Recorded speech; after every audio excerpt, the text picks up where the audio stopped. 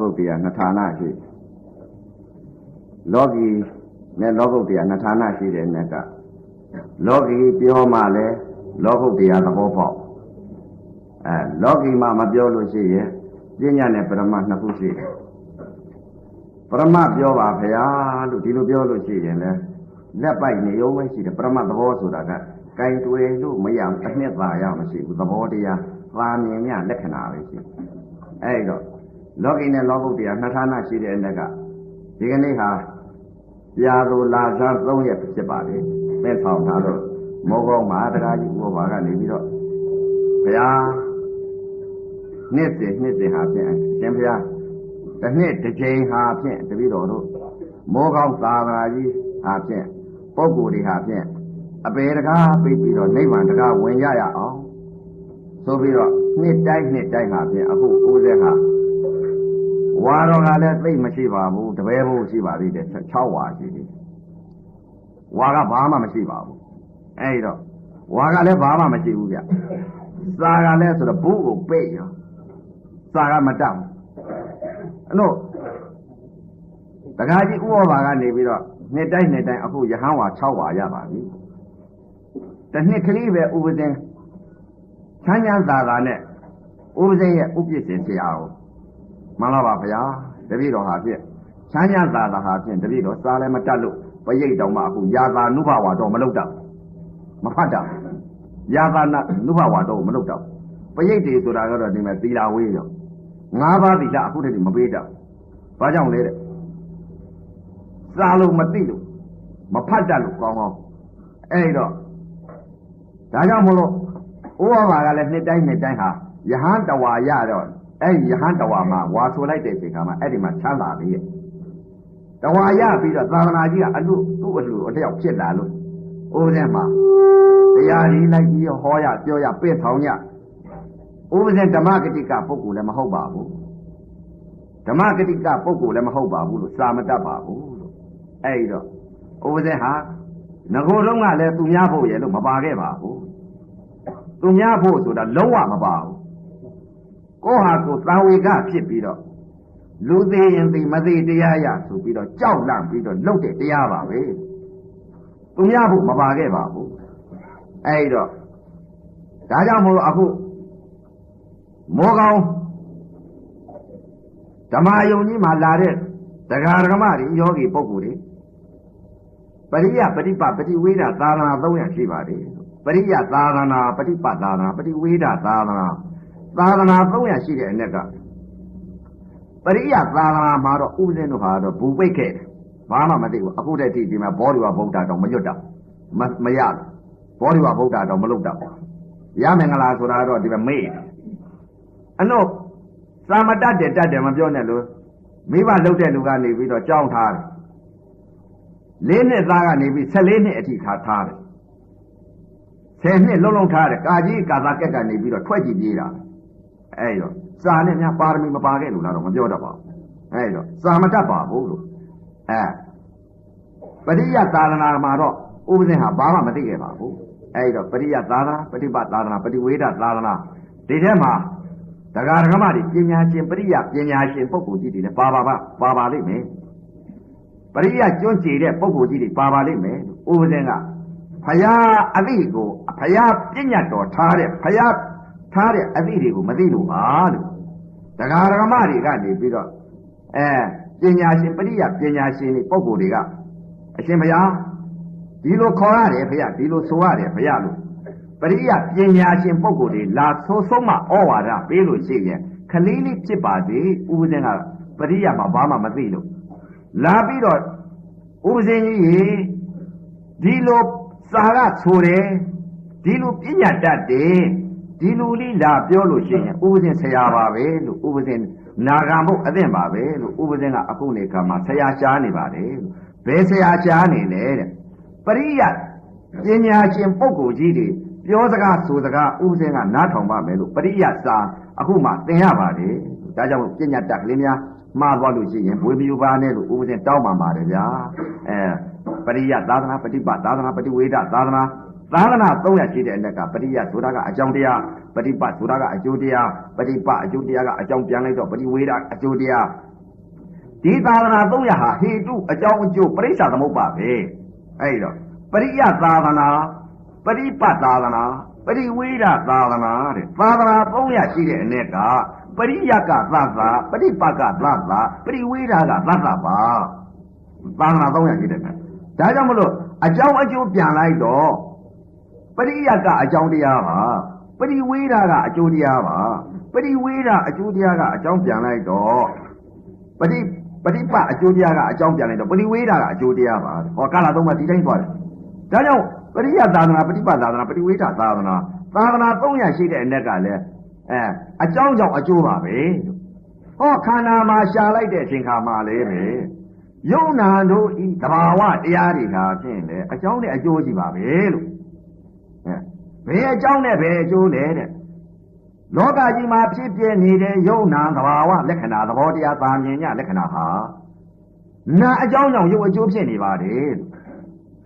နာအကြောင်းကြောင့်ယုံအကျိုးဖြစ်နေတာဒီယုံနဲ့ဒီနာဟာအကြောင်းကင်းလို့အကျိုးတရားမဖြစ်ပါဘူးလို့ဒီယုံကြီးဟာအခုဖြစ်နေတဲ့ယုံတရားကြီးဟာခန္ဓာ၅ပါးဟာဘယ်ခန္ဓာလဲတဲ့ဘုရားကလည်းအထင်ရှားကြီးဟောထားပါလေဘယ်လိုဟောထားလဲတဲ့ဖြီးတဲ့မင်းတို့ခန္ဓာ၅ပါးကိုမြင်အောင်ကြည့်တဲ့ခန္ဓာ၅ပါးခန္ဓာမှာမြင်အောင်ကြည့်လို့ရှိရင်တဲ့သဘောပေါက်လာပါလိမ့်မယ်တဲ့ခန္ဓာ၅ပါးကိုမမြင်ကြလို့တဲ့ခန္ဓာ၅ပါးကိုမသိကြလို့တဲ့ခန္ဓာ၅ပါးမမြင်မသိကြလို့တဲ့ခန္ဓာ၅ပါးကိုစွဲကြတယ်တဲ့တကယ်ရှာရင်တကယ်ရပါတယ်ဒါကြောင့်မို့လို့တရားဓမ္မများလည်းအသိပေးပါတယ်ဥပဇင်းကတော့အလုသမားအပြောသမားမဟုတ်ဘူးဗျအလုသမားတော့အလုလုံးမှကြိုက်တယ်အပြောသမားကတော့ပြောတာပဲရှိတယ်အဲ့တော့အပြောသမားအလုသမားဆိုတာနှစ်ဌာနရှိတယ်သမုဒ္ဒိသစ္စာပရမသစ္စာနှစ်နယ်ရှိပါတယ်အဲ့တော့နှစ်နယ်ရှိတဲ့အ ਨੇ ကဥပဇင်းကတော့ပရိယသာသနာမှာတော့ဥပဇင်းမသိရပါဘူးလို့ပฏิပတ်သာသနာပฏิဝေဒသာသနာကိုယ်ခန္ဓာကကိုရှာထားတဲ့တရားတွေကတော့စိတ်ကလေးတွေကတော့ဘုရားစိတ်ပဲဟောပါတယ်စိတ်ကလေးတွေကတော့ပရိယပฏิပတ်ပฏิဝေဒသာသနာ300ရှိတဲ့ ਨੇ ကပฏิပတ်နယ်ပယ်အတွင်းမှာခန္ဓာမှာသုံးသပ်လိုက်တဲ့အချိန်ကစိတ်ကလေးတွေဖြစ်ပုံမှာတော့အကုန်သိပါလေပฏิပတ်သာသနာပฏิဝေဒသာသနာဒီသာသနာ200ကတော့စိတ်ကလေးတွေဖြစ်ပုံမှာဖြင့်အချာထားအကုန်သိ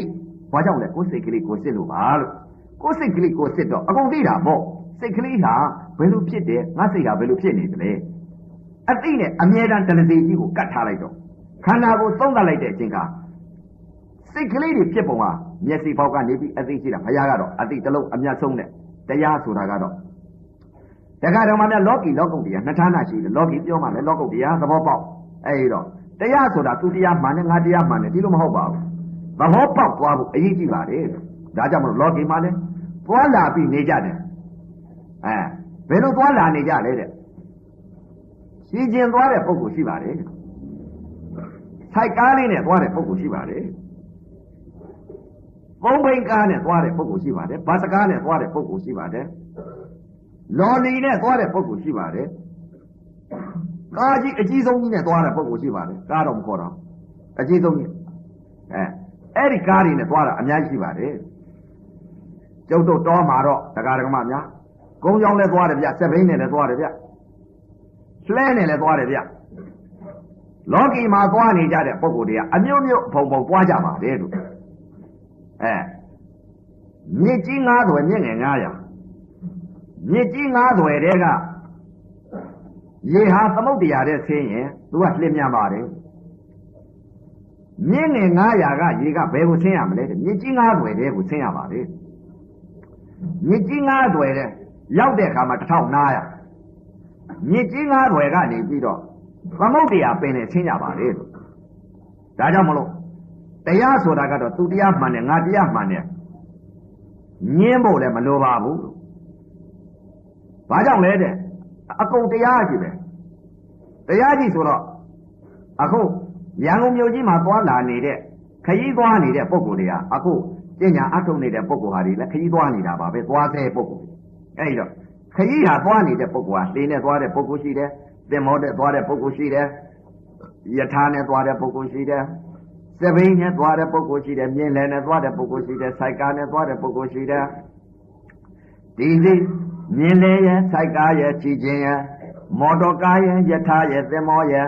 ဒီဟာဒီတဲ့သွားတာကဘယ်ဟာကအရင်ရောက်မလဲဥပဇင်တလောလေးကနောက်လာတော့ကရန်ကုန်မင်္ဂလာထုံးလေးစိတ်ကနေပြီးတော့လေရင်များနဲ့တဝယ်ကိုကြွားသွားပြီဆိုတော့တနာကြီးကြောကြောလေးနဲ့ပဲတဝယ်မြို့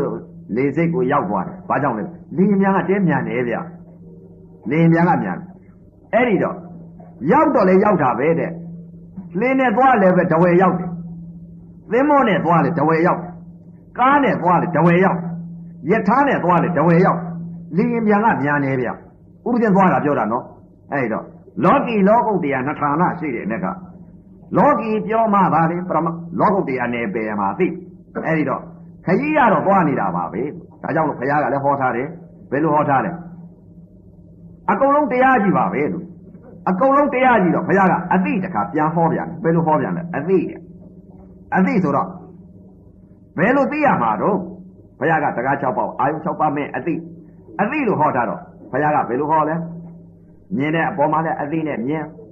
ကြားတဲ့အပေါ်မှာလည်းအသိလေးနဲ့ကြားနားတဲ့အပေါ်မှာလည်းအသိလေးနဲ့နားစားလိုက်တဲ့ရတာပေါ်မှာလည်းအသိလေးနဲ့စားထိလိုက်တဲ့အတွေ့လေးလည်းအသိလေးနဲ့ထိသိလိုက်တဲ့စိတ်ကလေးလည်းအသိလေးနဲ့သိယိုထားလည်းအသိလေးနဲ့ယောပေါက်ထားလည်းအသိလေးနဲ့ပေါက်လှမ်းတာလည်းအသိလေးနဲ့လှမ်းထိုင်တာလည်းအသိလေးနဲ့ထိုင်အိတ်လိုက်ထားလေးလည်းအသိလေးနဲ့အိတ်အကုန်လုံးအသိကြီးဘုရားဟောတယ်အဲ့တော့စာလို့ဆိုလို့ရှိရင်ဖြင့်သွားတော်၎င်းလျောင်းတော်၎င်းအိတ်တော်၎င်းအသိကြီးပဲဆိုတော့ဟောအသိကြီးဘုရားကဟောတာတော့ဘာသိကြမလဲအသိကိုတခါလိုက်ကြဒါတရားဓမ္မများဥပဇင်ကစိတ်စစ်ထားတော့စိတ်ကလေးတွေကိုနားကြစိတ်ဟောပါဥပဇင်ကအဲ့တော့စိတ်စစ်ထားတော့စိတ်ကလေးတွေအကုန်သိပြီးတော့အဲ့တော့တရားဓမ္မများလည်းတော့ကိုသဘောပေါက်သွားအောင်အဲ့တော့ဘုရားကတရား6ပေါက်ကအာယုံ6ပါအကုန်လုံးအသိကြီးပဲအဲ့တော့တရားကရောတဲ့အကုန်လုံးတရားကြီးပဲတဲ့တရား6ပေါက်အာယုံ6ပါဘယ်လိုဟောတာလဲဘုရားကမြင်တာလည်းတရားကြားတာလည်းတရားနာတာလည်းတရားစားတာလည်းတရားထိတာလည်းတရားသိတာလည်းတရားထိုင်တာလည်းတရားလှမ်းတာလည်းတရားအိတ်လိုက်တာလည်းတရားယိုတာလည်းတရားပေါက်တာလည်းတရားအကုန်တရားကြီးပဲအဲ့တော့တခါသဘာဝခွဲလိုက်ကြတော့မြင်တာလည်းအရှင်ပရမကြားတာလည်းအသံပရမနာတာလည်းအနံပရမစားတာလည်းရတာပရမထိတာလည်းအတွေ့ပရမသိတာလည်းဓမ္မပရမအကုန်လုံးပရမကြီးပဲအဲ့ဒီပရမသဘောပေါက်သွားပြီဆိုလို့ရှိရင်ပုဂ္ဂိုလ်တိုင်းသူတရားမှန်တယ်ငါတရားမှန်တယ်ညင်းဖို့မလိုပါဘူးဘာကြောင့်လဲအရေးကြီးဆုံးအချက်ကအယူမှအမှတ်မှအစွဲမှမိစ္ဆာဒိဋ္ဌိပြုတ်သွားဖို့အရေးကြီးပါတယ်အဲ့တော့မိစ္ဆာဒိဋ္ဌိပြုတ်မှသာလေအပေတကားပိတ်ကြအနုမဟုတ်လို့ရှိရင်မိစ္ဆာဒိဋ္ဌိမှမပြုတ်လို့ရှိရင်လူ10သိန်းစိလူတယောက်မဖြစ်ဘာကြောင့်လဲတဲ့မိစ္ဆာဒိဋ္ဌိမှမပြုတ်ခဲအဲ့ဒီတော့အရေးကြီးဆုံးအချက်ကအသင်းပေါ်မှာမိစ္ဆာဒိဋ္ဌိပြုတ်ဖို့အသံပေါ်မှာမိစ္ဆာဒိဋ္ဌိပြုတ်ဖို့အနံ့ပေါ်မှာမိစ္ဆာဒိဋ္ဌိပြုတ်ဖို့ရပါဤရုပ်ပေါ်မှာမိစ္ဆာဒိဋ္ဌိပြုတ်ဖို့အတွေ့ပေါ်မှာမိစ္ဆာဒိဋ္ဌိပြုတ်ဖို့ဓမ္မပေါ်မှာမိစ္ဆာဒိဋ္ဌိပြုတ်ဖို့အဲ့ဒီမိစ္ဆာဒိဋ္ဌိပြုတ်မှအပေတကားပိတ်ကြမယ်အပေတကားပိတ်မှနိဗ္ဗာန်တကားဝင်ရမယ်အဲ့ဒီတော့တရားဓမ္မများလည်းပဲအသိစိတ်လို့ဘုရားကဟောထားတော့ဒါကြောင့်မလို့တရားဆိုတာအမြင်ပေါ်မှာမြင်တာနဲ့လေသောတာပန်တည်နိုင်တယ်ပညာပြောမှာပရမတ်ပေါက်တာသောတာပန်ဆိုတာပညာပြောတာနော်တရားဓမ္မများသဘောပေါက်အောင်လို့တချို့ကပြောနေပြောတာရှိတယ်ဘယ်လိုပြောနေပြောတာရှိလဲကိုရထားတဲ့ကိုသိထားတဲ့စိတ်တွေပြောမှာဗျတရားဓမ္မများရဲ့တချို့ကတော့ပြောနေပြောတာရှိတယ်ဒီလိုမပြောကောင်းဘူးလို့ဒီလိုဆိုတယ်ဖယားကပြောထားတယ်ဥပဇင်းသိမ်ဆင်းတဲ့ကတရားဓမ္မများဘယ်လိုပညာတော်ထုတ်လိုက်သေးတယ်သိမ်ဆင်းတော့ဥပ္ပစ္စေဥပဇင်းဆုံးမတဲ့ကမောဟာဆာဆရာကလူတို့ကာမပဋ္ဌလွန်မြောက်သွားတဲ့ဇန်တရားမေတ္တရားဖို့တရားတဲ့မပြောအောင်ဘယ်လိုမပြောရတာတုံးလဲတရားဓမ္မတွေကိုဂုံတွေပကာသနာတွေလိမ်လေလှီပြားပြီးတော့မပြောနဲ့ဟောဒီတစ်ချက်ရှိသွယ်ဝိုက်ချင်းတဲ့စကားမပြောရဘူးတဲ့သွယ်ဝိုက်ချင်းလိမ်လီလှီပြားပြီးတော့မပြောရဘူးဒါနဲ့မလိမ်ရင်ရောဒီတစ်လုံးတစ်ခါလာပြန်မလိမ်ရင်ရောတဲ့မလိမ်ရင်တော့ပြောဖို့လိမ်ပြီးတော့ပြောရမယ်ဆိုလို့ရှိရင်အဲ့ဒါသရုပ်ထသိက္ခာဘုတ်တဲ့ဘုရားကပြညတ်တာဒါလိမ်ပြောမှာဆိုလို့ အဲ့ဒီတော့ဇံမဲ့ဖို့တရားကိုတဲ့ကာမကုသိုလ်ကာမပဋ္ဌလွန်မြောက်သွားတဲ့ဇံတရားမေတ္တရားဖို့တရားကိုမပြောရဘူးတဲ့လိမ့်လေလှည့်ပြပြီးတော့လိမ့်မပြောနဲ့လိမ့်မပြောနဲ့ဆိုလို့ရှိရင်မှန်လို့ရှိလို့ရှိရင်ပြောတော့ရောဘာဖြစ်တယ်လဲတဲ့အနုဒီစိတ်တွေဟောလိုက်တော့လူတို့ဤကုသိုလ်ကာမပဋ္ဌမြောက်တဲ့စိတ်တွေလွန်မြောက်သွားတဲ့စိတ်တွေဟောရင်ရောအပြစ်ရှိမလားတဲ့မှန်တာပြောတာလိန်တော့မပြောဘူးလိန်ပြောလို့ရှိရင်တော့အဲ့ဒါမှဒုက္ခဖြစ်ပြီလိန်မပြောဘူးအဲ့ဒီတော့တရားဓမ္မများလည်းသဘောပေါက်ဖို့ကအခုဟာလောကကြီးမှာဖြစ်ပြနေကြလို့သဘာဝသဘောတရားကိုလက္ခဏာကိုပြောကျင်လို့တရားဓမ္မများစိတ်တွေကိုပြောကျင်လို့ဒါကြောင့်မို့တချို့ကတော့ဒီစိတ်တွေဟောလိုက်တဲ့အချိန်ကဇန်တရားဟောမေတ္တရားဟောဘုတရားဟောသရုပ်ထသိက္ခာပုဒ်လို့ဒီလိုပြောနေပြောတာရှိပါတယ်ဒါကြောင့်မို့လို့ဥပဇင်းကတရားဓမ္မတွေကလည်းအခုရှိတုံးရှိကဆိုလို့ကျဲဥပဇင်းကငကိုတုံးကကိုယ့်ဖို့ကိုလှုပ်လာတာပါလို့ကိုယ့်ဖို့ကိုလှုပ်လာတော့သာသနာဤအချိန်ကြောင့်နောက်ပိတ်ဆုံးသာသနာအချိန်ကြောင့်မို့လို့ဒါလည်းအခုပွင့်လင်းလာခြင်းကြောင့်မို့လို့ဥပဇင်းကတရားငကိုတုံးကတရားဟောဖို့တရားပြဖို့ဒီလိုမရှိခဲ့ပါဘူးစိတ်တွေကိုယ့်ဖို့ကိုလှုပ်လာတာသူများဖို့မပါခဲ့ပါဘူးအဲ့ဒီတော့အခုသာသနာကြီးကနောက်ပိတ်ဆုံးသာသနာကြီးမှာပွင့်လာတဲ့အချိန်ခါကျတော့တရားဓမ္မတွေကနေပြီးတော့အရှင်ဘုရားတပည့်တော်တို့ဆိုဆုံးမဩဝါဒဝိပဿနာဉာဏ်ဒီဝိပဿနာစိတ်တွေဖြစ်အောင်ဆိုဆုံးမဩဝါဒပေးပါဘုရားဆိုပြီးတော့ပင့်ဆောင်လို့လာပြီးတော့တရားဓမ္မများအသိဉာဏ်ဒီကဘာလာသတ္တိတဲ့ကစိတ်ရိုက်စိတ်ယုံမာပြီးဖြစ်လာတဲ့စိတ်တွေဟာဖြင့်ဆိုဆုံးမဩဝါဒပေးပါဘုရားဒီလိုဆိုလို့ဘယ်နယ်မြေတွေတရားလိုက်ဟောရတယ်တလောလေးကတဝဲကပြန်လာသွားတဝဲမျိုးကပြန်လာရင်ကြောင်းမှာဘယ်လောက်နားရလဲလင်းကားရဲ့ပဲနားရပြီးတော့အင်းမမျိုးကြီးကိုသွားဟောရအင်းမမျိုးကြီးကနေပြီးတော့အခုရန်ကုန်မျိုးကြီးမိုးကောင်းအခုဟောရအခုမိုးကောင်းကနေပြီးတော့အခု9ရက်ပဲနားပြီးတော့မြောက်ဥက္ကလာပါ3ရက်ဟောရအောင်မယ်ဘာကြောင့်လဲတဲ့ဥပဇင်းဟာကျောင်းကူမှာထေကြီးတွေလည်းရှိပါတယ်ဝါတော်50ဝါတော်40ကျော်တွေဝါတော်30ကျော်တွေဘိဒက6ချားတဲ့ပုဂ္ဂိုလ်ကြီးတွေရှိပါတယ်ဥပဇင်းကလည်းပရိယမကြွကြတော့ဒီဆရာတော်ကြီးတွေကနေပြီးတော့ဟေးဥက္ကဋ္ဌစားလို့ကဒီလိုဆိုတယ်မင်းခန္ဓာကဘယ်လိုမြင်တယ်လဲဆိုတော့မှန်လားပါဗျာတပည့်တော်ခန္ဓာကနေပြီးတော့စိတ်တွေဖြစ်ပုံတွေဟာအတိတ်စိတ်ကဲပြစ္ဆုတ်ပန်စိတ်ကဲအနာဂတ်စိတ်ကဲအမြင်ပေါ်မှာလည်းအတိတ်စိတ်ပြစ္ဆုတ်ပန်စိတ်အနာဂတ်စိတ်အသံပေါ်မှာလည်းအတိတ်စိတ်ပြစ္ဆုတ်ပန်စိတ်အနာဂတ်စိတ်အနံ့ပေါ်မှာလည်းအတိတ်စိတ်ပြစ္ဆုတ်ပန်စိတ်အနာဂတ်စိတ်ရပါဤရုပ်ပေါ်မှာလည်းအတိတ်စိတ်ပြစ္ဆုတ်ပန်စိတ်အနာဂတ်စိတ်အတွေ့ရုပ်ပေါ်မှာလည်းအတိတ်စိတ်ပြစ္ဆုတ်ပန်စိတ်အနာဂတ်စိတ်ဓမ္မပေါ်မှာလည်းအတိတ်စိတ်ပြစ္ဆုတ်ပန်စိတ်အနာဂတ်စိတ်တပြည့်တော့အတိတ်စိတ်လည်းမရှိပါဘုရားပြစ္ဆုတ်ပန်စိတ်လည်းလွတ်နေပါပြီဘုရားအနာဂတ်စိတ်လည်းလွတ်နေပါပြီဘုရားအဲ့ဒီလိုတကား6ပေါက်ကအာယုံ6ပါးကဖြင့်အသင်ရဲ့အသံရဲ့အနံ့ရဲ့ရပါရဲ့အတွေ့ရဲ့ဓမ္မရဲ့အဲ့ဒီတကား6ပေါက်ကအာယုံ6ပါးအတိတ်လည်းမရှိတော့ပါဘုရားအနာဂတ်လည်းမရှိတော့ပါဘုရားပြစ္ဆုတ်ပန်လည်းမရှိတော့ပါဘုရားအတိတ်အနာဂတ်ပြစ္ဆုတ်ပန်ကာလ3ပါးလွတ်မြောက်တဲ့ဝိမု ക്തി ဖြစ်နေပါပြီဘုရားဒီလိုပြောရတယ်ဗျလို့ကိုရထားတဲ့တရားကိုပြောတာမှန်တာပြောတဲ့ဥစ္စာပဲသရုပ်ထသိက္ခာပုဒ်များရှိသေးလားဆရာတော်ကြီးတွေကမေးလို့ပြောရဆိုရပါတယ်လို့ဥပဇင်းဟာဒါကြောင့်မလို့ပညာကရှေ့ကထွက်တယ်နောက်ကပရမသစ္စာလိုက်ဘာကြောင့်လဲတဲ့ဥပဇင်းကဘာကြောင့်လဲတဲ့ပညာကရှေ့ကထွက်တယ်နောက်ကပရမသစ္စာလိုက်တော့ဥပဇင်းတို့ပေါ်ဖိနေမြေမှာသာသနာတန်ရှင်းရေးဆိုတာလည်းရှိပါတယ်သံဃာတော်အရှင်မြတ်များကြီးထေကြီးဝါကြီးတွေမှာသံဃာတော်တစ်ထောင်ဆိုတတ်တာရှေ့ကပညာထွက်ထားပါတယ်လို့သာသနာတန်ရှင်းရေးတဲ့သံဃာတန်ရှင်းရေးဆိုတဲ့ဥစ္စာကြီးစီဝေးလုပ်ပြီးတော့သံဃာတွေကတစ်ထောင်လောက်ရှိတယ်ဥပဇင်းတော့မရောက်ပါဘူးဥပဇင်းကူနဲ့အနေဥပဇင်းကူနာကိုလာပြီးတော့စိုက်ပြိုးယုံကြီးကိုတခါတည်းကိုမန္တကြီးအကြီးကျယ်ထိုးပြီးတော့အစိုးရမင်းများကနေပြီးတော့သာသနာတန်ရှင်းရေးဆိုပြီးတော့လုပ်အခုကဥပဇင်းကရှေ့ကပညာကတော့ထွက်သွားပါပြီတော့အခုကနောက်ကနေပြီးတော့ဥပဇင်းကနေပရမတ်ကျင့်ရတော့ဘာလဲတဲ့အသိတွေရှင်းတာပြောတာကဘာလာဇန်တည့်တဲ့ကစိတ်ရိုက်စိတ်ယုံမာတွေဖြစ်ပြနေတဲ့စိတ်တွေဟာကိုအဲ့ဒါသဘာဝစိတ်ဖြစ်သွားအောင်တရားပြတရားဟောတရားပြတဲ့ပုဂ္ဂိုလ်ဘာလဲတဲ့ကဘာလာဇန်တည့်တဲ့ကစိတ်ရိုက်စိတ်ယုံမာတွေဟာဖြင့်တရားပြတဲ့ဌာနတွေကဘာလဲတဲ့စိတ်တသဆေးယုံပြကဘာလာဇန်တည့်တဲ့ကဘယ်စိတ်တွေကိုဆုံးမပေးနေတယ်လဲတဲ့လောဘစိတ်ဒေါသစိတ်မောဟစိတ်အဲ့ဒီစိတ်တွေဆုံးမပြီးတော့ဒီစိတ်နဲ့ဒီစိတ်မဖြစ်အောင်လောဘစိတ်မဖြစ်အောင်ဒေါသစိတ်မဖြစ်အောင်မောဟစိတ်မဖြစ်အောင်မာမာနစိတ်တွေမဖြစ်အောင်အဲ့ဒီစိတ်တွေကတရားဌာနတွေမှာဒီစိတ်တွေကိုဆုံးမနေတဲ့စိတ်အဲ့ဒါကြောင့်မလို့စိတ်တစားဆေးယုံစိတ်တစားဆေးယုံကြီးတနေ့လင်ဥပဇင်းတို့ကမှလဲ သံဃာတော်အရှင်များများ30ကျော်ထေကြီးဝါကြီးတွေသီလရှင်တွေယောဂီပုဂ္ဂိုလ်တွေဟာစေတသာဆေးရုံကြီးဖြစ်လို့စိတ်တွေကိုအတိတ်ကာလတုန်းကပြုကျင့်လာတဲ့စိတ်တွေဟာကဘာလာသံတရတဲ့ကစိတ်တွေဖြစ်လာတဲ့စိတ်တွေဟာလောဘစိတ်ကဲဒေါသစိတ်ကဲမောဟစိတ်ကဲမာနစိတ်ကဲအဲ့ဒီစိတ်တွေကိုပြုပြင်ပြီးတော့စိတ်တွေပြင်ပေးနေပါတယ်လို့ဘာကြောင့်လဲတဲ့ကဘာလာသံတရတဲ့ကဒီစိတ်တွေဖြစ်ခဲ့တာကိုဒါကြောင့်မို့ဘုရားကလည်းအသိဟောပါတယ်လို့အသိကိုဒါကြောင့်မလို့တရားဓမ္မများအသိပဲဟောပါမယ်လို့ဥပဒေခန္ဓာကိုတွေ့ထားတဲ့စိတ်တွေဖြစ်ပုံတွေဟာကိုသိစိတ်ကလေးတွေဟာပြင်ဘယ်လိုစိတ်ကလေးတွေဖြစ်ပုံတွေအဲ့တော့ဘုရားကဟောထားတာစိတ်ပဲဟောပါတယ်လို့အဲ့တော့စိတ်ပဲတရားဓမ္မများဖောက်တယ်ချအဲ့တော့ဒီကနေ့ညတော့လောကီလောကုတ္တရာနှစ်ဌာနရှိတယ်ဒီကနေ့ဟာလောကုတ္တရာဇပ်ပွဲကြီးပေါ့ဗျာလောကုတ္တရာဇပ်ပွဲကြီးဒီကနေ့တော့ပညာလို့ပြောတာနော်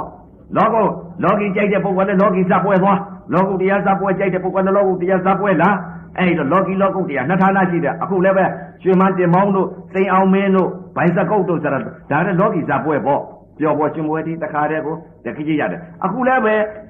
တရားဌာနတရားပွဲကြီးပါပဲတရားပွဲကြီးကပါလေလောကုတ္တရာဇပ်ပွဲကြီးဟူပြ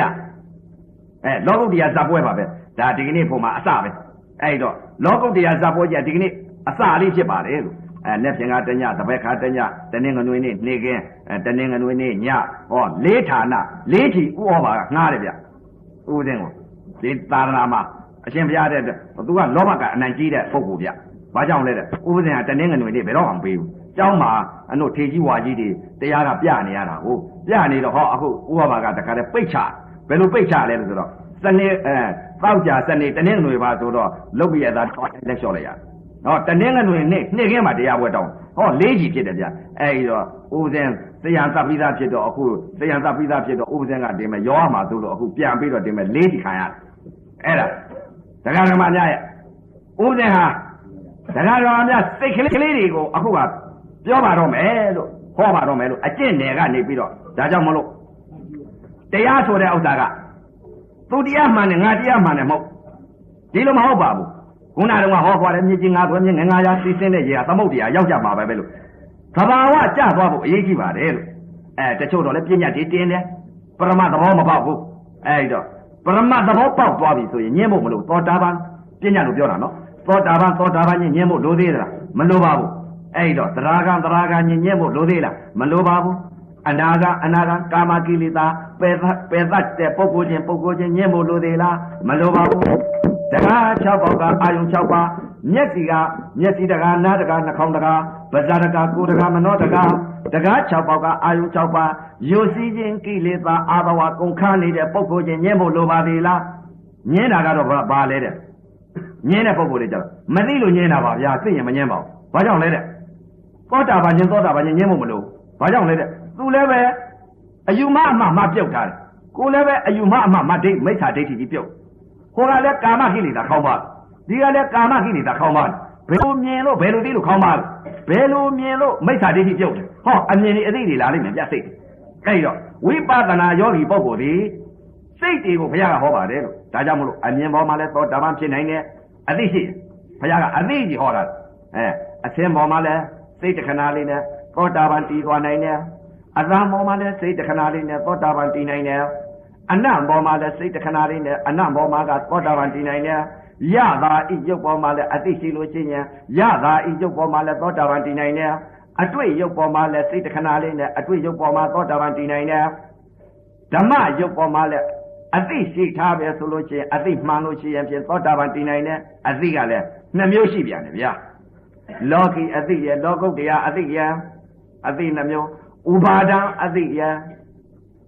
ဥပါဒံလွတ်တဲ့အသိယံခန္ဓာ5ပါးဖြစ်နေတဲ့အသိယံခန္ဓာ5ပါးလွတ်နေတဲ့အသိယံအသိဘုရားခန္ဓာ5ပါးပဲဟောတယ်ခန္ဓာ5ပါးဖြစ်နေတဲ့အသိ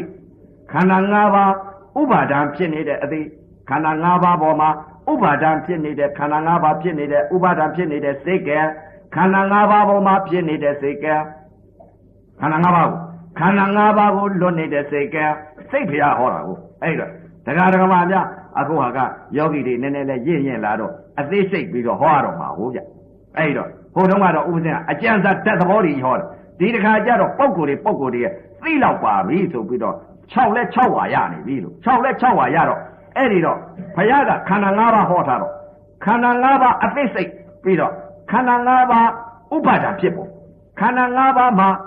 ပရိစ္ဆသမုပ္ပါရပ်နေဖို့ခန္ဓာ၅ပါးအတိတ်အနာကပြစ္ဆုတ်ပံလွတ်နေဖို့အဲ့တော့ကာလ၃ပါးလွတ်မြောက်သွားဖို့အဲ့ဒီစိတ်တွေကိုသေသေးချာချာစိတ်ကလေးတွေကိုပြောပြပါမယ်လို့ကိုယ်ခန္ဓာကိုရှားထားလို့သိတာဟောကိုယ်ခန္ဓာကိုရှားမှသိမှာကိုစိတ်တွေအဲ့တော့အသိကြပြန်တော့လည်းနှစ်နယ်ရှိပါတယ်လို့အသိဟာငါတို့ဟာဖြင့်အသိမှာတချို့ရှိတယ်ဘာကြောင့်လဲတဲ့အပြောပရမအလုတ်ပညာအပြောပညာအလုတ်ပရမဟောနှစ်ဌာနရှိကြစိတ်တွေခွဲခြင်းလို့နော်အဲ့တော့တရားဓမ္မများလဲကျင့်တော့ကျင့်ကြအထုတ်နေရပါရဲ့တချို့မေးလိုက်လို့ရှိတော့ရှင်းဖြစ်ဘယ်လောက်ကြာပါလဲကျင့်တာအနှစ်20ရှိပါပြီ15နှစ်ရှိပါပြီမေးကြည့်လိုက်လို့ကျင့်မိစ္ဆာဒိဋ္ဌိတန်လာကြီးဒိဋ္ဌိလည်းမပြုတ်ဘူးထိုင်ရတော့ထိုင်ရပါတဲ့တင်မတွေကျွတ်တွေကိုတဲ့ရောဒိဋ္ဌိလည်းမပြုတ်အပယ်လည်းမလုပ်ဘာကြောင့်လဲတဲ့မိစ္ဆာဒိဋ္ဌိမပြုတ်ဘူးအဲ့ဒါကြောင့်မလို့အပြောပညာအလုတ်ပရမအပြောပရမအလုတ်ပညာအဲ့တော့အပြောပညာအလုတ်ပရမသဘောကိုလည်းနောက်စိတ်တွေခွဲအပြောကပရမအလုတ်ပညာအပြောပရမအလုတ်ပညာကြီးကတော့နိဗ္ဗာန်ပဲတော့မရဘူးဒိဋ္ဌိလည်းမပြုတ်အပြောပညာအလုတ်ပရမအဲ့ဒါကဘာလဲတဲ့ဒိဋ္ဌိပြုတ်မယ်သဘောပေါက်မယ်အဲ့တော့အပြောပညာအလုတ်ပရမအပြောပရမအလုတ်ပညာကဘယ်ဟာလဲတဲ့အပြောကတော့ပရမပဲပရမပြောလိုက်တာအလုတ်ကြတော့ပညာကြီးဘယ်လိုပညာလဲတဲ့ဒိဋ္ဌိမပြုတ်တာပြောတာနော်အဲ့တော့အပြောကတော့ပရမတ်သဘောကိုဘယ်လိုပြောလိုက်တယ်လဲတဲ့ဝါရောယုတ်မြင်တာအသင်းယုတ်ကြားတာအသံယုတ်နာနာအနာယုတ်စားလိုက်တာရတာယုတ်ထိလိုက်တာအတွေ့ယုတ်သိလိုက်တာဓမ္မယုတ်အဲ့ဒါပါလေအပြောပရမတ်အပြောပရမတ်မမှန်ဘူးလားမှန်ပါရဲ့အဲ့တော့အပြောပရမတ်ကရှုလိုက်တဲ့အချိန်ခါကျတော့ယုံနာရှုသလားမရှုဘူးဘယ်လိုရှုလိုက်တယ်လဲအပြောပရမအလုတ်ပညာကဘယ်လိုရှုသလဲရှုပုံနေနော်အဲ့တော့အပြောတော့ပရမပဲအလုတ်ကြတော့ပညာကြီးဖြစ်ဘာကြောင့်ပညာကြီးဖြစ်တယ်လဲအပြောပညာအလုတ်ပရမအပြောပညာကဘာလဲတဲ့ဝေဒနာရှုတာပေါ့ဝေဒနာရှုလိုက်တော့အလောက်ကြတော့ဗာလဲပရမတ်ကိုရှုပရမတ်အာယုံပြုဒါကြောင့်မလို့ဘုရားကဟောထားတယ်ခန္ဓာ၅ပါးဟာဘာရှုသလဲခန္ဓာ၅ပါးလို့ဘုရားဟောရုပ်ပဲခန္ဓာဝေဒနာခန္ဓာသင်္ညေခန္ဓာသင်္ခါရခန္ဓာဝိညာဉ်နဲ့ခန္ဓာနာခန္ဓာ၄ပါးရုပ်တရားခန္ဓာ၅ပါးဘယ်ခန္ဓာတွေကိုရှုသလဲရုပ်ပဲခန္ဓာကိုရှုသလားဝေဒနာခန္ဓာကိုရှုသလားသင်္ညေခန္ဓာကိုရှုသလားသင်္ခါရခန္ဓာကိုရှုလားဝိညာဏရှုသလားနာခန္ဓာ၄ပါးဘယ်ခန္ဓာကိုရှုလဲရုပ်ပဲခန္ဓာရှုဝေဒနာရှုခန္ဓာ၅ပါးတစ်ပါးပါးကိုရှုလိုက်ရဖြစ်ရင်ပရမတ်ပေါ့နာခန္ဓာ၄ပါးတစ်ပါးပါးမှမရှုလို့ရှိရင်ပညာကြည့်ရှုနေလို့ကတော့မရပါဘူးဒါကြောင့်မလို့အပြောပရမတ်အလုတ်ပညာအပြောပရမတ်ကတော့ပြောတာကတော့ပရမတ်ပဲအလုတ်ကြတော့ပညာကြည့်ဖြစ်နေတယ်ဘယ်လိုရှုနေသလဲတဲ့အပြောပရမတ်အလုတ်ပညာကရှုလိုက်တဲ့အချိန်ကဝေဒနာတစ်ခုပေါ်လာနောက်ကြတော့မှစိတ်တွေတစ်ခါပြန်ခွဲအမှန်တရားအမှားတရားစိတ်တွေကိုနှစ်ဌာနအဲ့တော့ရှုလိုက်တဲ့အချိန်ခါမှာတချို့ဘုရားကဟောထားတယ်သမထကတော့40ရှိသမထ40ရှိတော့ပေါက်တော်တစ်ခုပါပဲသမထကကြိုက်ရလောက်ကြတာပဲအနုဘယ်ကတချို့ကတော့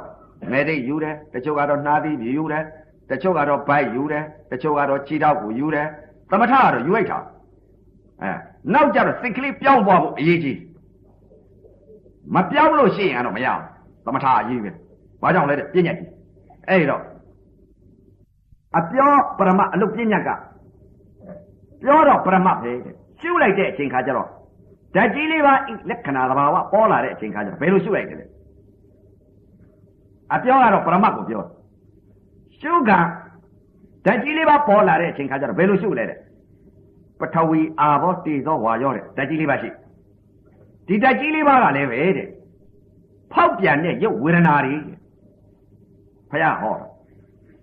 ရုပ်ဝေဒနာတွေပဲအဲ့တော့ဓာတ်ကြီးလေးပါဤဖောက်ပြန်နေရုပ်ဝေဒနာတွေကိုဖယားကသေးသေးချာချာအထင်ရှားကြီးဟောပါလေရဲ့သားနဲ့အပြောကြတော့ပရမတ်ကိုပြောတယ်ရှုတာကြတော့ဘယ်လိုရှုလိုက်လဲဓာတ်ကြီးလေးပါပေါ်လာတော့ပေါ်တော့တင်းနာကြာကြီးပေါ်တော့တင်းနာကြီးကိုသိတယ်တင်းနာကြီးကိုရှုတယ်အဲ့ဒါပါလေတဲ့ပြောတော့ပရမတ်သဘောပြောလိုက်တယ်ရှုတာကတော့ပြဉ္ညာကြီးရှုဘာကြောင့်လဲအပြောပရမတ်အလုပ်ပြဉ္ညာရှုတယ်ဆိုတော့ဘာလဲတဲ့တင်းနာပေါ်တော့တင်းတယ်လို့ရှုတယ်တောင်းနာပေါ်လို့တောင်းတယ်လို့သိတယ်တောင်းတယ်လို့ရှုတယ်ထုံနာပေါ်တော့ထုံတယ်လို့သိတယ်ထုံတယ်လို့ရှုတယ်ကျင်နာပေါ်တော့ကျင်တယ်လို့သိတယ်ကျင်တယ်လို့ရှုတယ်အောင့်လာတာပေါ်တော့အောင့်တယ်လို့သိတယ်အောင့်တယ်လို့ရှုတယ်ကြိုက်လာတာပေါ်တော့ကြိုက်တယ်လို့သိတယ်ကြိုက်တယ်လို့ရှုတယ်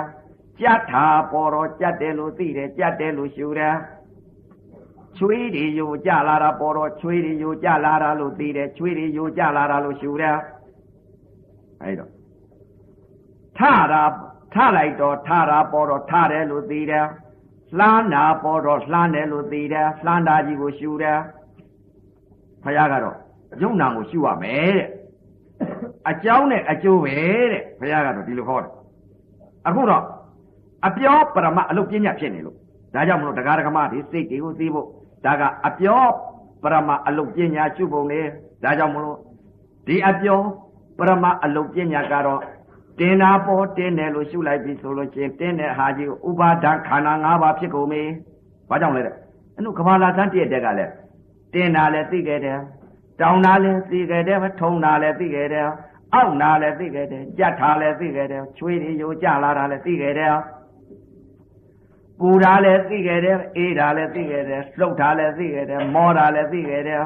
ရားတာလည်းသိခဲ့တယ်ဒါတွေအတိတ်ကလာတဲ့သိ